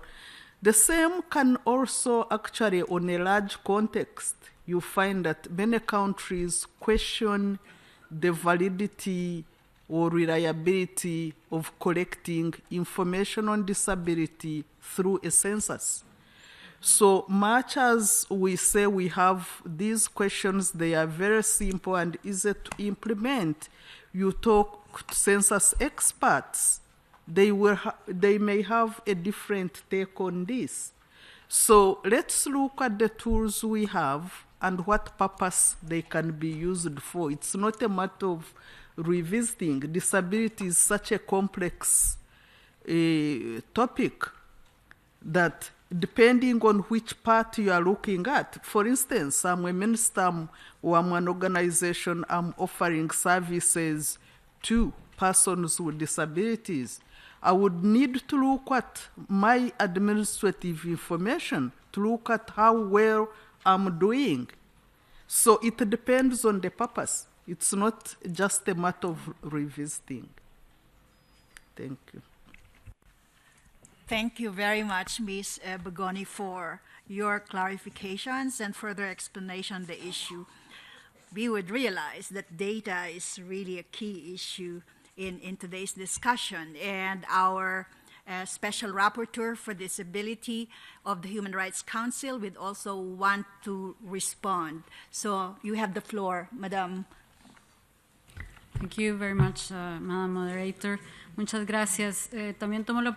Thank you. I take this opportunity to briefly respond to the question raised by the representative of Romania and also Namibia. There is a report addressing the question by Romania. I prepared a report on inclusive policies on disability, which establishes three main elements: a framework of non-discrimination, one of accessibility, and one for support services and assistance and technical assistance. And I think that it would be important to refer to that report as an important resource. Also, the work done on the intersectionality and multiple disability, which I try to address in my various reports. On the comment and question by the representative of Namibia, I think that it is very important for us to continue our efforts to review the model, or how we are classifying persons who receive social services based on disability.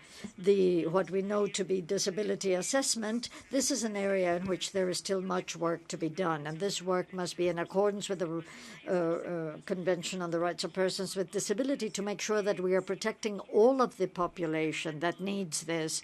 This is a matter of social protection, which is very important and which we must review urgently at the technical level in the various countries. On the question on disaggregation, I beg to differ with my colleague from the Division on Statistics, and I'd like to clarify a few points. Obviously, I agree with what the Statistics Division says, that it is important to work beyond disaggregation. We also need to have comprehensive information on disability long term. And on that, we fully agree. It is essential. However, in the context of the SDGs, and given that we need to begin to collect information now so that we can measure on the medium term, and at the end of the period we have to implement the agenda, this becomes more urgent. And we have to be very strategic in knowing, with regard to costs and effectiveness, how can we make use of everything in the best way possible. For us, disaggregation means that in any statistical instrument, in any survey being conducted in the country, we should be able to obtain information on persons with disability. Not in specific surveys on disability, but in general surveys. In any tool to collect demographic data in a country, we should be able to collect disability information and be able to compare these persons with those who do not have disabilities. To do this, of course, we have to be very strategic in terms of the number of questions we can include. We cannot think that we're going to be able to include 41 questions in a survey. Surveys have less than 41 questions, and the model, the brief model of the short model of the model on disability developed by WHO has 41 questions. So I work directly with many states and many statistics offices. I'm absolutely convinced that they don't have the capacity to include in a survey that has less than 41 questions, include 41 questions. A new and specific question survey on disability could be used in the future, in the long term, but we cannot include a certain number of questions within the education survey, the health service, the employment survey, to see what is the situation of persons with disability and how they are receiving benefits from the policies we develop as compared with persons without disability. To close that I think that it is not correct to say to countries that 41 questions can be used to disaggregate, and that is why it is important for us to understand clearly that the tools developed by WHO very recently, which I think what hasn't been mentioned is that this proposal of 41 questions was developed only a year ago. It has not been approved by states. It has not been approved nationally. We have no information as to how that tool will be used. It is extremely costly. But it is impossible to include 41 questions in surveys which have fewer than 41 questions, which is the case of the employment survey, one of those which is the most important for persons like us with disability. So with very practical and simple reasons, I totally disagree with what the Division of Statistics is proposing, and I'd like to call on states to pay attention to this discussion, which, as I've said previously, will take place at the next meeting of the Statistics Commission, where I hope that we will have the support of all states to make progress and have a concrete recommendation to use the tool of the Washington Group on disaggregation. Thank you. Very much, Madame Dovandas Aguilar. And now I give the floor to our two other panelists, Madame Heidi Zhang and Madame Mary Kroc, for their intervention. Thank you. Thank you, Madam Moderator. I just want to make two very short points. I listened with great interest to the interventions from the state parties and applaud the measures that are being taken all around the world to be more inclusive of persons with disabilities. I make comments about the interventions by the members from Kenya, from Namibia, and from Costa Rica. My work is with people who are not nationals of countries. They are refugees, they are displaced persons. They are people who have been forcibly displaced by armed conflict or perhaps also by natural disaster, which is becoming more commonplace. What I would call on all of you to do is to think about including the non-citizen, the people who are not normally counted in censuses, and reach out to try and make sure that you also look for disability in these populations. That really raises questions about how the CRPD calls upon us to look at disability. And here I reflect on the contribution from a member from Namibia. If you take the functioning approach to identifying disability, you don't have the problem of making a distinction between illness, medical condition, and disability, or indeed between a temporary disability and a permanent disability, because to accommodate and make sure that you include in society a person with a disability in every situation, in every context. You need to ask about their impairment at a particular point in time, their ability to function, to participate at a particular point in time, if that is during the census, if it is during a survey. So you do not need to worry about a medical condition. The real question should be, can they participate? What do they need to participate? I met a man in Uganda who was in one of the vast settlements provided by a most generous government in Uganda to refugees in that country. And they had provided this man with 2 wheelchairs, but I found him crawling on the ground with things on his hands to move along. And he said, yes, they are generous, but really they did not look at my context. I cannot get into the wheelchair. I cannot make the wheelchair go through the rough ground. So what the CRBT calls upon us to do is to look at people and their needs in their particular context. That leads me to the last intervention by Costa Rica. An excellent comment, yes, but I have to agree, I think, with my colleague, Madame de Vendas Aguilar, because one size does not fit all. When you look at humanitarian situations, they can be hot problems where everybody is fleeing in the moment. You do not have time. I had a big argument with UNHCR. They said, in our registration process, we cannot add 5 questions. Maybe 2, not 5. We have not time for that. I said to them, come on.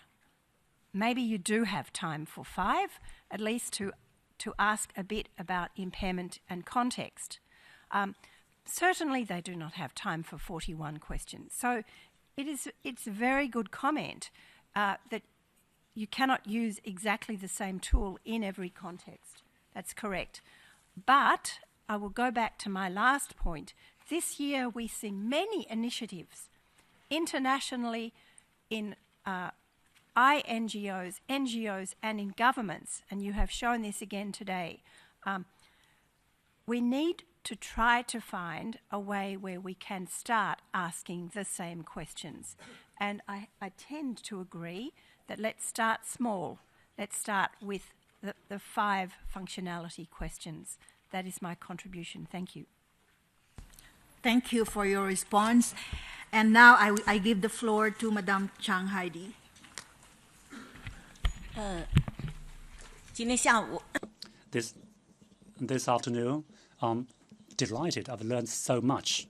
First of all, I listened attentively to the panelists' presentations, and then I listened to the questions from the floor, all of which are very important. And I, as president of China's Disabled Persons Federation, and these questions have been on my mind. And having listened to your questions, I don't have much time, so I'm going to put them together and respond to them together.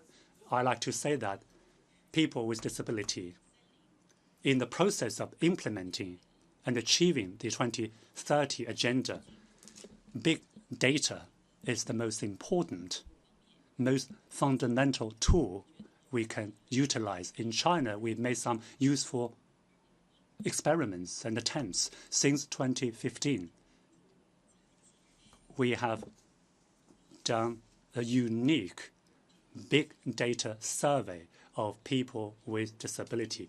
The reason I say it's unique because the number is astronomical. We have gone through 2 rounds of sampling surveys of people with disability. In the last one, we discovered that China has 85 million people with disability. And this is a result of the sampling survey. But where are these people with disability? Can we locate them? Can we find them? This is a very important question. Now, to locate them, then we can find out what classification of disability they are in, what kind of disability they have, and how can we serve them? What do they need us to do for them? This is fundamental. And in my opinion, when we look forward to the future, helping all people with disability, be they Chinese or people with disability in other countries, the most important tool we can have is big data. With big data, it will empower us, enable us to precisely locate, identify people with disability. In the CDPF, in our own meetings, I tell my colleagues we need to use big data to identify each and every person with disability, because we don't want to leave not a single person with disability behind. Now, where is the last one? We need to find him or her. So we are going to go up and down the country, overcome all difficulties to bring this last person onto our radar through big data. Once we know where that person is, even he's in the corner of the earth, we will reach out and serve that person. China's CDPF, its function is to represent, serve, manage people with disability. What do I mean by represent? This is a large organization. I'm the president of this organization, and we're going to manage affairs related to 85 million people with disability. How do I do it?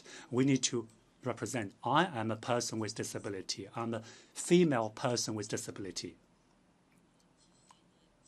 Because of my spinal disease, I don't have children. However, I care deeply about disabled ladies, women. I represent the female population living with disability. I go around, I appeal, I advocate on their behalf with the government, within the country and internationally. I do so for all people with disability. I visit them, I find out about their circumstances.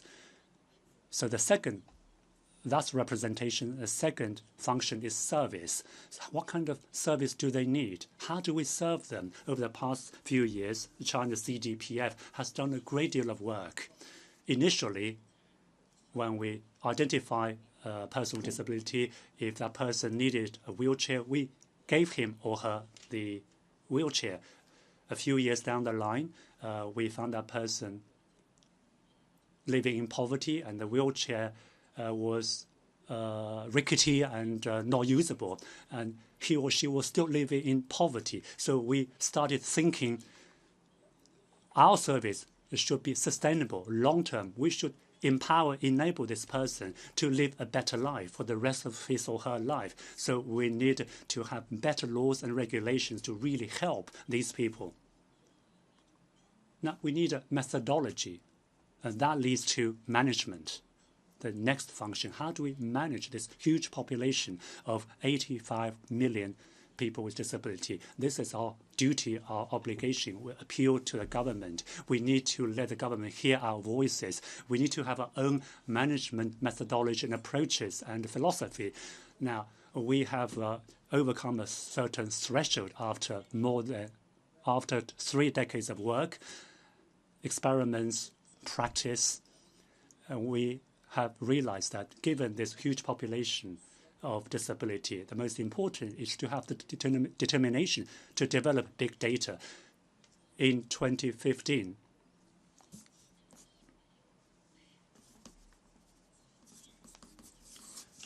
we mobilized 1.5 million volunteers and workers with disability to collect data on disability.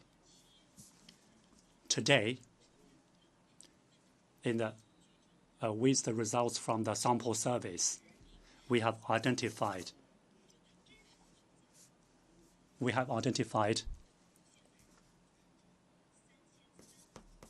over 33 million persons with disability.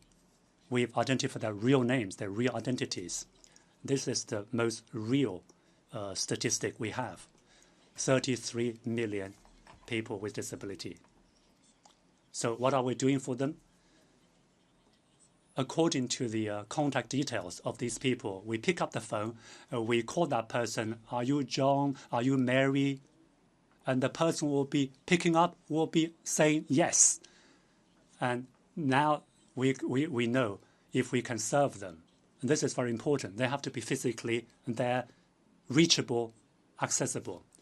So we can take our service to these households, and we can take our services to the best side of the people with severe disability. If they can't speak, their relatives can speak. Our pro forma survey is very detailed, with very minute breakdown. About a fortnight ago, I visited our information center to look at big data survey, how it was progressing. Afterwards, I said to my colleagues, we must have international exchange. We have to share our experience with our international peers. We have collected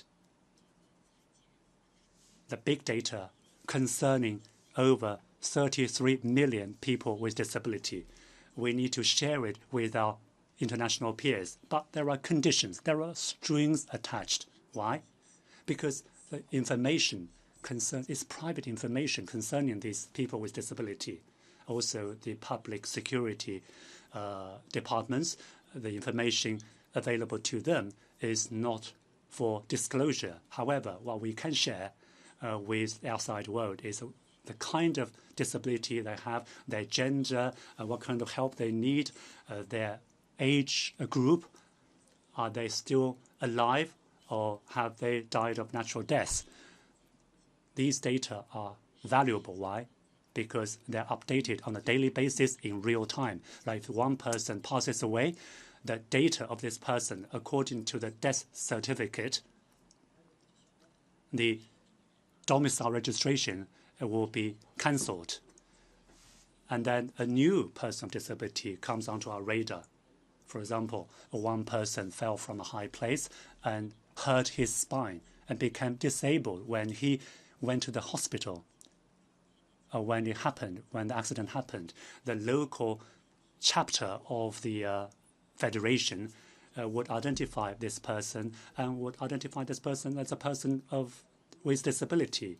So we have one more target to serve. So our data are very accurate, and this is important. And earlier, I heard some of the colleagues talking about classification of disability. Again, this is very important. In Shanghai, my colleagues, according to one of my proposals, I said we need to disaggregate our data. The more detailed the data are, the more detailed and more precise, more targeted, accurate services they will be receiving. For example, if my spine has been damaged, it's a spine tumor problem that caused my disability. But not all wheelchair-bound people are a result of this condition. Maybe it's to do with the joints. Maybe it's polio patients. In Shanghai, we have already produced disaggregated data ranging over more than 10 types of paralysis. Looking ahead, we're going to work harder on this. Big data, in my opinion, it's time China spoke up about big data. We have made huge investments. It takes an entire nation's resources to do it well. All countries need to do it well. The government needs to make investment. Otherwise, it's more challenging. So we need to appeal. We need to call upon our governments to show their love for their citizens, to love the people with disability among the citizens, and to look after the women, children, and elderly people with disability, to make better conditions so they can have a better life. Here, last but not least, I'd like to say, well, the data issue cannot be covered with a few remarks. And I was telling my colleagues that it will probably take me 1 day, 2 days to share all my stories and experiences with all of you. However, I'd like to send one invitation to you.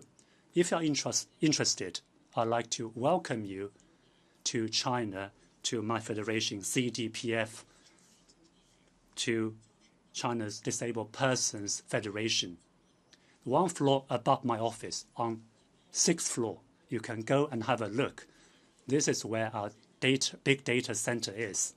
Also, I'd like to tell you one story that moves me deeply. The establishment of the big data database has the best experts working for it, maintaining it. There are many people with PhD degrees. They are celebrities in their professions. They work very hard on the 6th floor of my office building. If you come and have a look, you will find the experience moving, very touching, because they work day and night. So here's an open invitation. Come to Beijing, to China's Disabled Persons Federation, and we look forward to more opportunities discussing and sharing experience regarding big data. And when it's possible, we like to share China's data and compare China's data with other countries' data so we can better serve people with disability. Thank you. Thank you very much, Madam Heidi Chang, for the response and, of course, for the invitation. Thank you. Now we go to the State Minister of Welfare and Social Security of Sudan. You have the floor, please.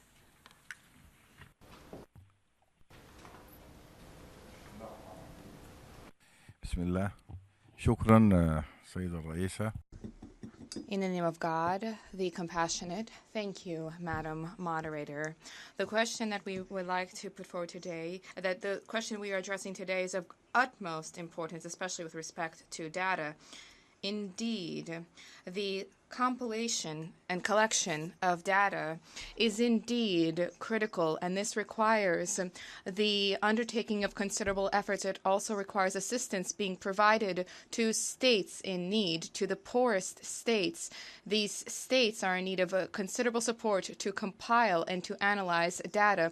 With respect to persons with disabilities, we have seen considerable progress in Sudan. There has been a great deal of political will. We've set up a council, a higher national council for individuals with disabilities, which is chaired or presided over by the Prime Minister. This is evidence of the fact that political will exists, and there is a specific interest in the issues linked to disabilities. We've set up a number of plans and programs, and all of the institutions that provide services are available, including health, education, and institutions dealing with treatment of individuals with disabilities in the labor market. They are all attempting to coordinate their efforts inter alia to provide health assistance to persons with disabilities, specifically those who are the poorest.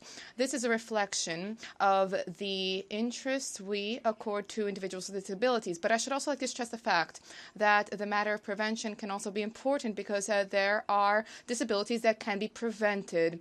We have worked together with the World Health Organization in Sudan, and we have sought to build the capacity of the health ministry, and this in order to set up preventive initiatives, as well as to discover and detect disability at the initial stages to prevent this from spreading or from gaining in magnitude. I believe that we also need to undertake efforts, given that we're talking about at least 10% of individuals with disabilities. I believe that 10% is a great number of individuals worldwide, 10%. So we need to set up an organization, a specialized organization, perhaps an organization within the United Nations itself. Perhaps this can be a specific entity. I fully agree with those who've called for the establishment of a specific organization within the United Nations for persons with disabilities. The CRPD is of great importance. However, this is but an initial step. We are talking about a particularly vulnerable share of individuals in various societies with respect to health, with respect to education. The efforts are so considerable that we need to undertake that it appears to be constructive for us to set up a United Nations body, an entity, perhaps an agency. Perhaps this can be a recommendation. Perhaps we can draft a recommendation to that and to set up a specialized organization for persons with disabilities within the United Nations. Thank you. Thank you very much for your statement, sir. And before we go to the next speaker, we would like to appeal to you to please stick to 2 to 3 minutes maximum for your interventions, because we are running out of time and we still have a very long list of delegates who would want to speak, including those from NGOs. Thank you very much for your understanding. So now I would like to give the floor to the Director General of the Department of Social Development of South Africa. You have the floor, please. Thank you very much, moderator. First of all, I would like to thank you, your panelists for sharing with us the valuable work that they've done within the space of disability mainstreaming and other areas in terms of the data and so on. Thank you very much. We have learned a lot as South Africa. In our statement that we made yesterday, moderator, we did indicate our commitment in terms of the promotion of and protection of the rights of all persons with disability in South Africa, which remains a part of our national priority. This is reflected in our long-term strategic plan of government, which is the National Development Plan 2030 vision that recognizes that disability must be fully integrated in all facets of planning.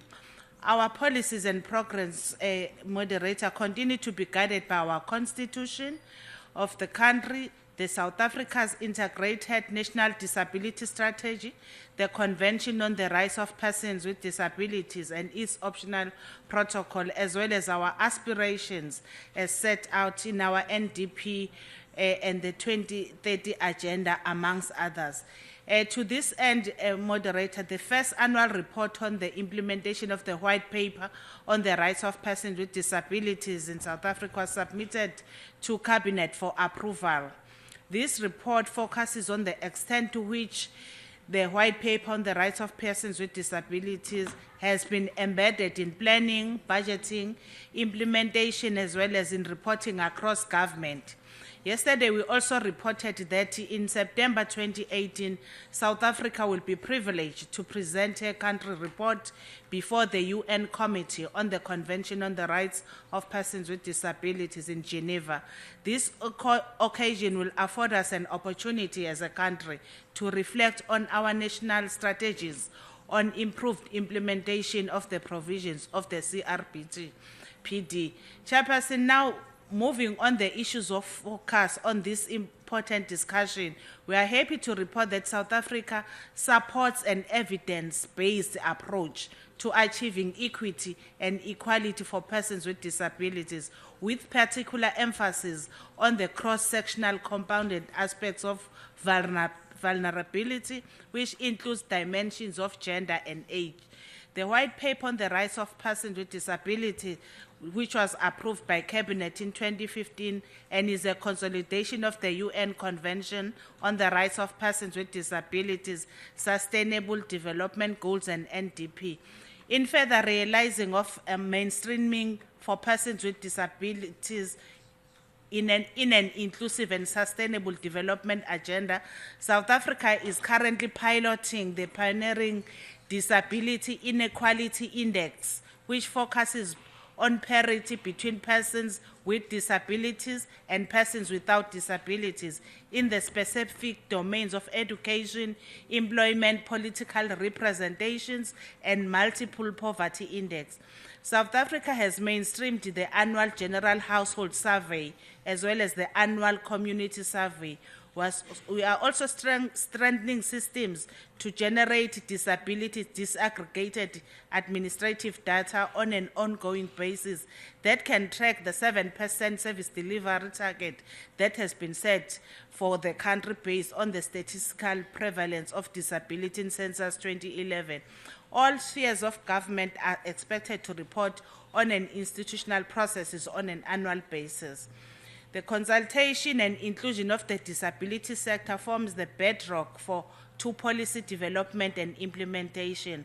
This is reflected in the composition and agenda of the disability rights machinery that includes but is not limited to the disability sector on the 3 spheres of government, as well as the South African Human Rights Commission and aspects of business. Although we are early... Madam, if you could please wrap up. Thank you very much.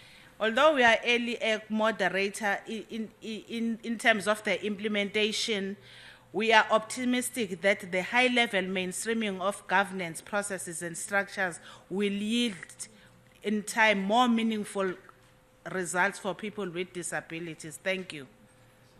Thank you very much, Madam Director General, for your statement. We are going to hear from representatives of the European Union, Cuba, Mexico, and Dominican Republic in that order. So now I please give the floor to the representative of the European Union. You have the floor. Thank you very much. The European Union is committed to the implementation of the rights of persons with disabilities in line with its commitments under the UN CRPD.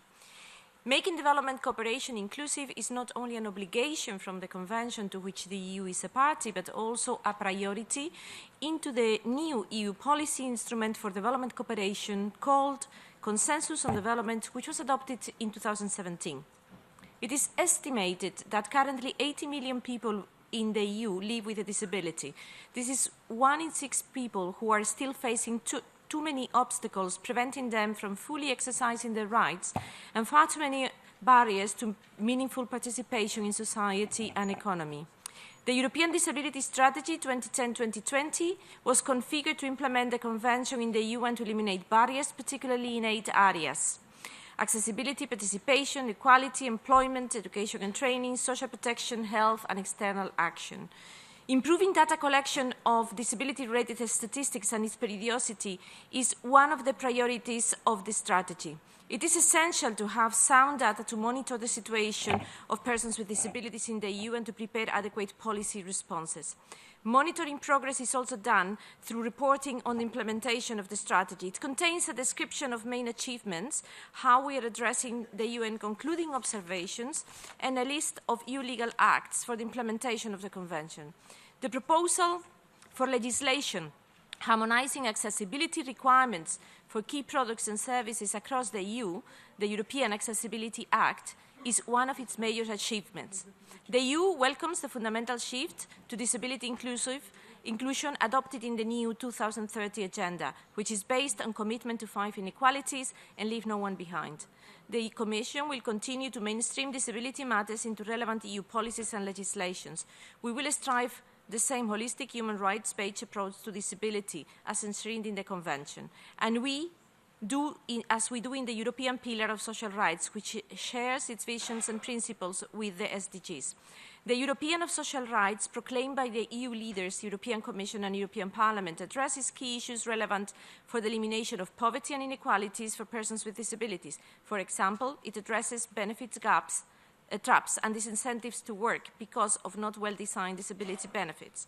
The persistent gap in employment and social inclusion between persons with and without disabilities, in particularly at working age, shows the need to step up the related policies aiming at providing persons with disabilities enabling services and basic income security that allows a decent standard of living and enabling them to fully and effectively participate in society, including in the labour markets.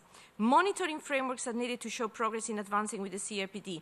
This progress will become visible when using the CRPD indicators which are being developed by the Office of the High Commissioner of Human Rights in a project with financial support from the EU. We have a question. Member States are making efforts to monitor the situation of persons with disabilities under the SDGs and the CRPD. However, comprehensive data collection on each of the relevant goals and targets of the SDGs and for all rights of the Convention disaggregated by impairment, age and gender, reflecting the human rights-based model of disability remains a challenge. You have 1 minute to wrap up, Madam. How can disability data collection and statistics be improved for the monitoring of the implementation of the SDGs? Thank you. Thank you very much for your statement. Now we give the floor to the representative of Cuba. Please, you have 2 minutes. Thank you. Thank you. Thank you, Madam Moderator. I will be brief. Cuba attaches great importance to the discussion of the World Program of Action for Persons with Disability. The protection and attention to the specific needs of these persons are an essential component of social development and a moral imperative to be resolved by the international community, especially taking into account that there are resources in the world for this. However, we view with concern that a considerable part of those resources are devoted to military purposes, which are ethically reproachable. That is why we firmly believe in the importance of promoting a culture of international cooperation in this field, which, as we know, does not only depend on the political will of governments, but on the availability of material, financial, and technological resources. Thus, we are grateful that the panelists have included in their statements some references to international cooperation, which we believe to be key to eliminate barriers that still exist to protect all of the rights of this part of the population. Thank you. Thank you very much, sir, for your statement. Now let's hear from Mexico. Can the representative please start now, sir? Thank you. Thank you very much. Primero quisiera... First, I would like to express support for the view of Mr. De Vandas, the Special Rapporteur. We believe that data collection on disability must be done by specialized agencies which have reliable data distributed to decision makers and not to use questions inserted in general surveys. I would also like to refer to what we believe could be helpful in implementing the Convention. Based on the Index of Human Development and the purposes of SDGs, we are convinced that to guarantee the real inclusion of persons with disabilities and development in accordance with the Convention on the Rights of the Persons with Disability, we need to focus on work between the Committee on the Rights of Persons with Disabilities and the organizations of persons with disability in the states themselves to empower women with disability, especially with regard to Article 12 and Article 19 of the Convention, among others. We have been seeing that women with disability continue to be subject to multiple forms of discrimination, that they are proportionately high in poverty and do not really participate in decision-making. As we know, many of the objectives and goals of this 2030 agenda are interconnected with articles of the Convention. And many of the articles and goals focus on girls and women with disability. It is extremely important for women with disability to be empowered through equality before the law, freedom of choice and control over decisions affecting their lives with the highest degree of self-determination, and to exercise their right to live independently. When this is fully achieved, we will see immediate improvement in the implementation of the Convention, firstly on aspects of poverty, education, work, and health, and consequently under all other articles. Thank you. Thank you very much, Madam, for your statement. Now I give the floor to the representative of the Dominican Republic. Thank you. Buenas tardes. Good afternoon. Thank you, Madam Moderator. Thank you, panelists who have contributed to this important international discussion, specifically on the rights of persons with disability. The Dominican Republic celebrates 10 years of the ratification of the CPRD, and we have been able to include inclusion in all programs and plans of our state. Even so, we face challenges, and we face challenges for the next 10 years. One of those challenges is data collection. And this is one of the challenges which impacts the most on effective and sustainable public policies. Our discussion on the methodology on data collection has been continuous, and at the national level, it still faces major challenges. We have the following question for members of this panel. What are the pros and cons of having two methodologies for data collection? As we have heard here in the panel, the Washington Group and the WHO. At the same time, we wish to take the opportunity to propose to the Commission on Social Development that it open up a space for discussion and an exchange of best practices on disability and how to measure it within the framework of the SDGs. Thank you. Thank you for your statement. And now I give the floor to the representative of the UN Office for Disaster Risk Reduction. You have the floor, please. Thank you very much, Madam Moderator, for giving me the floor, and thank you also to the panelists for their very interesting presentations. I'd like to make just a very small point on disaster and disaster risk reduction, and also have a question for the panel. It is a fact that disasters reduce the resilience of persons, communities, and nations, and are a setback in development.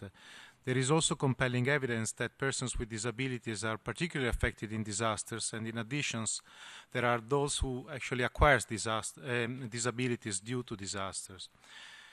The Sendai framework for disaster risk reductions recognize the leading roles to persons with disabilities in the development of national policies for disaster risk reductions in order to make sure that they are accessible, and also calls for the disaggregation of data concerning disability. And in that sense, I think is good that SDGs 1, 11, and 13, they do share the same indicators as the Sendai framework for disaster risk reduction. So this is good for a data collection perspective. I think it's also important that to note that the Committee on the Convention on the Rights of Persons with Disabilities has integrated the key precepts of the Sendai framework in the revised guidelines on the periodic reporting to the Committee on Article 11. And in this sense, maybe in the future, could be good also to develop a general comments on such article, in fact. Now, ultimately, managing disaster risk and investing in accessible measures to reduce disaster risk is instrumental to social development and also to the protection of the rights of persons with disabilities. So in conclusion, I would welcome the views of the panel on how, in your experience, really, we can best integrate accessible disaster risk management into development policies, investments, and practices, and also on, in the normative frameworks related to them. I thank you. Thank you for your statement. Now, I give the floor to the representative of Nigeria. Chair, sorry. The issue of mainstreaming the disability into development agenda is a crucial issue for my country. This is based on the need to ensure inclusiveness, integration, and empowerment of people with disability. In furtherance of our obligation under the Convention on the Rights of Persons with Disabilities, we have scaled up the level of our intervention to these people. While we reported last year that Nigeria had passed the Right of Persons with Disability Act, the crucial note is not about the passage, but how best our government has involved different policies to enhance the welfare and well-being of the people with disability. National policies has been matched with political will to scale up commitment to promoting the right and welfare of people with disabilities. To enable the well over 19 million PWDs in Nigeria live above poverty line, government has embarked on advocacy and initiative to promote the entrepreneurial skills of persons with disability. Specifically, social protection through financial inclusion, of PWDs is very crucial to us. To this end, skill acquisition and distribution of income-generating materials such as grinding, welding, and sewing machines, to mention a few, have been used to enhance their welfare. More fundamentally, as well, is the encouragement being given to private sectors to reserve 2% of their job vacancies to the PWD to complement same policies at the public level. However, to properly mainstream the PWD into development into Agenda 2030, I think it is important that we develop a collaborative bottom-up policy approach involving all stakeholders in all spheres of public life. Secondly, inclusiveness through universal policies that continue to place emphasis on non-discrimination is very important. Thirdly and lastly, commitment to the implementation of all the relevant provisions of ICPD is very crucial. I thank you. Thank you very much for your statement. Now we go to our representative from the NGOs, and I give the floor to the speaker from Grey Panthers. Thank you very much. I'm Jack Kupferman from Grey Panthers, and I just wanted to make a couple of observations. In this rich discussion on disability, when we talked about a number of different important subgroups such as women, children, migrants, there was no discussion about the inclusiveness of older persons. That also has to be an important component of any framework and inclusiveness with regard to disability. We want to ensure that there's discussion and the inclusiveness on the link between aging, disability, and support systems, whether that mean assistive technology or policies or whatever other opportunities there might be. This is something that cannot be ignored because, as you know, there are 900 million people over the age of 60. Many of them, there's all the inevitable physical deterioration for many that may turn into a disability. Thank you very much. Thank you for your statement. Now we go back to our panel, and they have 1 minute each to say their final words. I shall start with the first speaker, and it's Madame Heidi Chang, to be followed by Ms. Devandas. Thank you.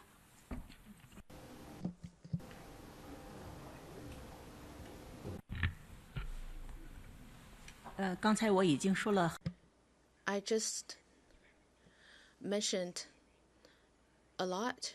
I heard a question by our members that an older person in China, the older persons with disabilities are included in our strategy development because China is faced with a very serious question, that is the aging population. The aging population is also a very serious problem internationally.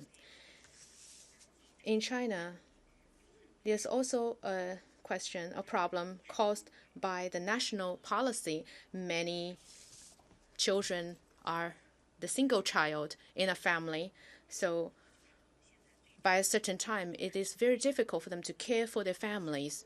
So right now, we are starting a service that is the daytime care service and the care service for persons with disabilities and with disabilities of severe degrees. But I would rather take these questions as an opportunity to experiment, to see if these people with disability will actually receive the appropriate service that they need. That is the final purpose that we're trying to strive. I hope that in the future, when we're discussing this, we'll have more real examples, we'll have more practices. In China, there are many examples available. Actually, in 30 regions and provinces, we establish this care services for older persons and for disabled persons. I hope that when you have a chance, you can go and visit these institutions and these organizations and share with you China's experience. Together, we can provide better service to persons with disabilities. I have a lot more to share with you, but hopefully next time. Thank you. Very much, Madam Chang. And now, Ms. Davandas Aguilar, you have your 1 minute. Thank you. Thank you, Madam Moderator. I would like to refer briefly to what the delegations of Sudan and the representation of Dominican Republic said. I do think that indeed what we need to be focusing now is on providing assistance and support to states to collect data, that we look and we should aim for simplicity and for effectiveness, that we need to think about cost-effective measures. And with regards to the question of Dominican Republic, I think it's very important to see that those two tools serve different purposes. One is to collect comprehensive data. The other one is to compare how persons with disabilities are doing with the rest of the people without disabilities. And then also that we need to use one tool to be able to compare internationally and regionally. If we use several tools, then we'll end up by not being able to compare the information we are collecting. And this is why we think that the only possibility that we currently have is to use the short set of questions of the Washington Group for these purposes in the context of the SDGs. Thank you very much. Thank you. And Ms. Kroc, you have your 1 minute, ma'am. Thank you. Thank you very much. I would like to make some comments very quickly, particularly in relation to the representative from the UN Office for Disaster Risk Reduction. This is something we have not considered here. I would just like to stress, that we need to collect data, but data in context. And for me to be prepared for disaster, to plan for disaster, we need to know about numbers, but we also need to know where they are, which my colleague from China commented also. So in addition to tools to count people, we need mapping tools, and these are also being developed and are also equally important. So tools for counting, tools for mapping, and then strategies to work out what locations are vulnerable, what people in particular locations are vulnerable, and how can we plan to make sure that they are not left behind. To my colleague from Grey Panthers, thank you very much. I have done work with Handicap International and Help Age, in particular in the context of the Syrian crisis. They found that through their surveys that in fact disability, as we know everywhere in the world, is very often a problem associated with ageing. And so the numbers of people with disabilities coming off the Syrian conflict, coming across borders, they numbered some close to 30% persons with disabilities, which is a higher percentage than other age groups. So yes, this is very much an issue that I think everybody is aware of and we must take into account. There are many cross-cutting issues too. I would refer you to chapter 6 of our book. Okay, thank you very much. Thank you. And now I give the floor to our panelists. Ms. Bogoni, please. Okay. The only thing I can say is that when it comes to tools and country experiences, countries are at different levels, not just of development, but of statistical development, with so differing amounts of information at their disposal for planning purposes. As we endeavor not to leave anyone behind and to lift those farthest behind out of the situations they are into, we need not just know that they are disadvantaged. There are differences between those with and without disabilities, but we need to know why so that we can target interventions so that by 2030 we can see real differences. Thank you. Thank you, Ms. Bogoni. And at this point in time, I would like to give back the floor to our chair. Thank you very much, Ms. Ilagan. Very quickly, let us bring this panel discussion to an end. I thank our distinguished moderator for having led the debate, and in particular, our distinguished panelists, as well as all delegations and NGOs who participated today. Very briefly, I'd like to mention the gender imbalance in this panel, which I applaud. It is an example to be followed in the work of the United Nations. I will not summarize the discussion for reasons of time, but I'd like to emphasize the importance that as member states, we must convey this discussion to meetings of the Statistical Commission. I think that there is clear consensus on how to proceed, and it will be very important that in our various areas of responsibility we convey these concerns and points of agreement that we have, and that we transmit all of this to those who will participate on behalf of our delegations in meetings of the Statistics Commission in a few weeks.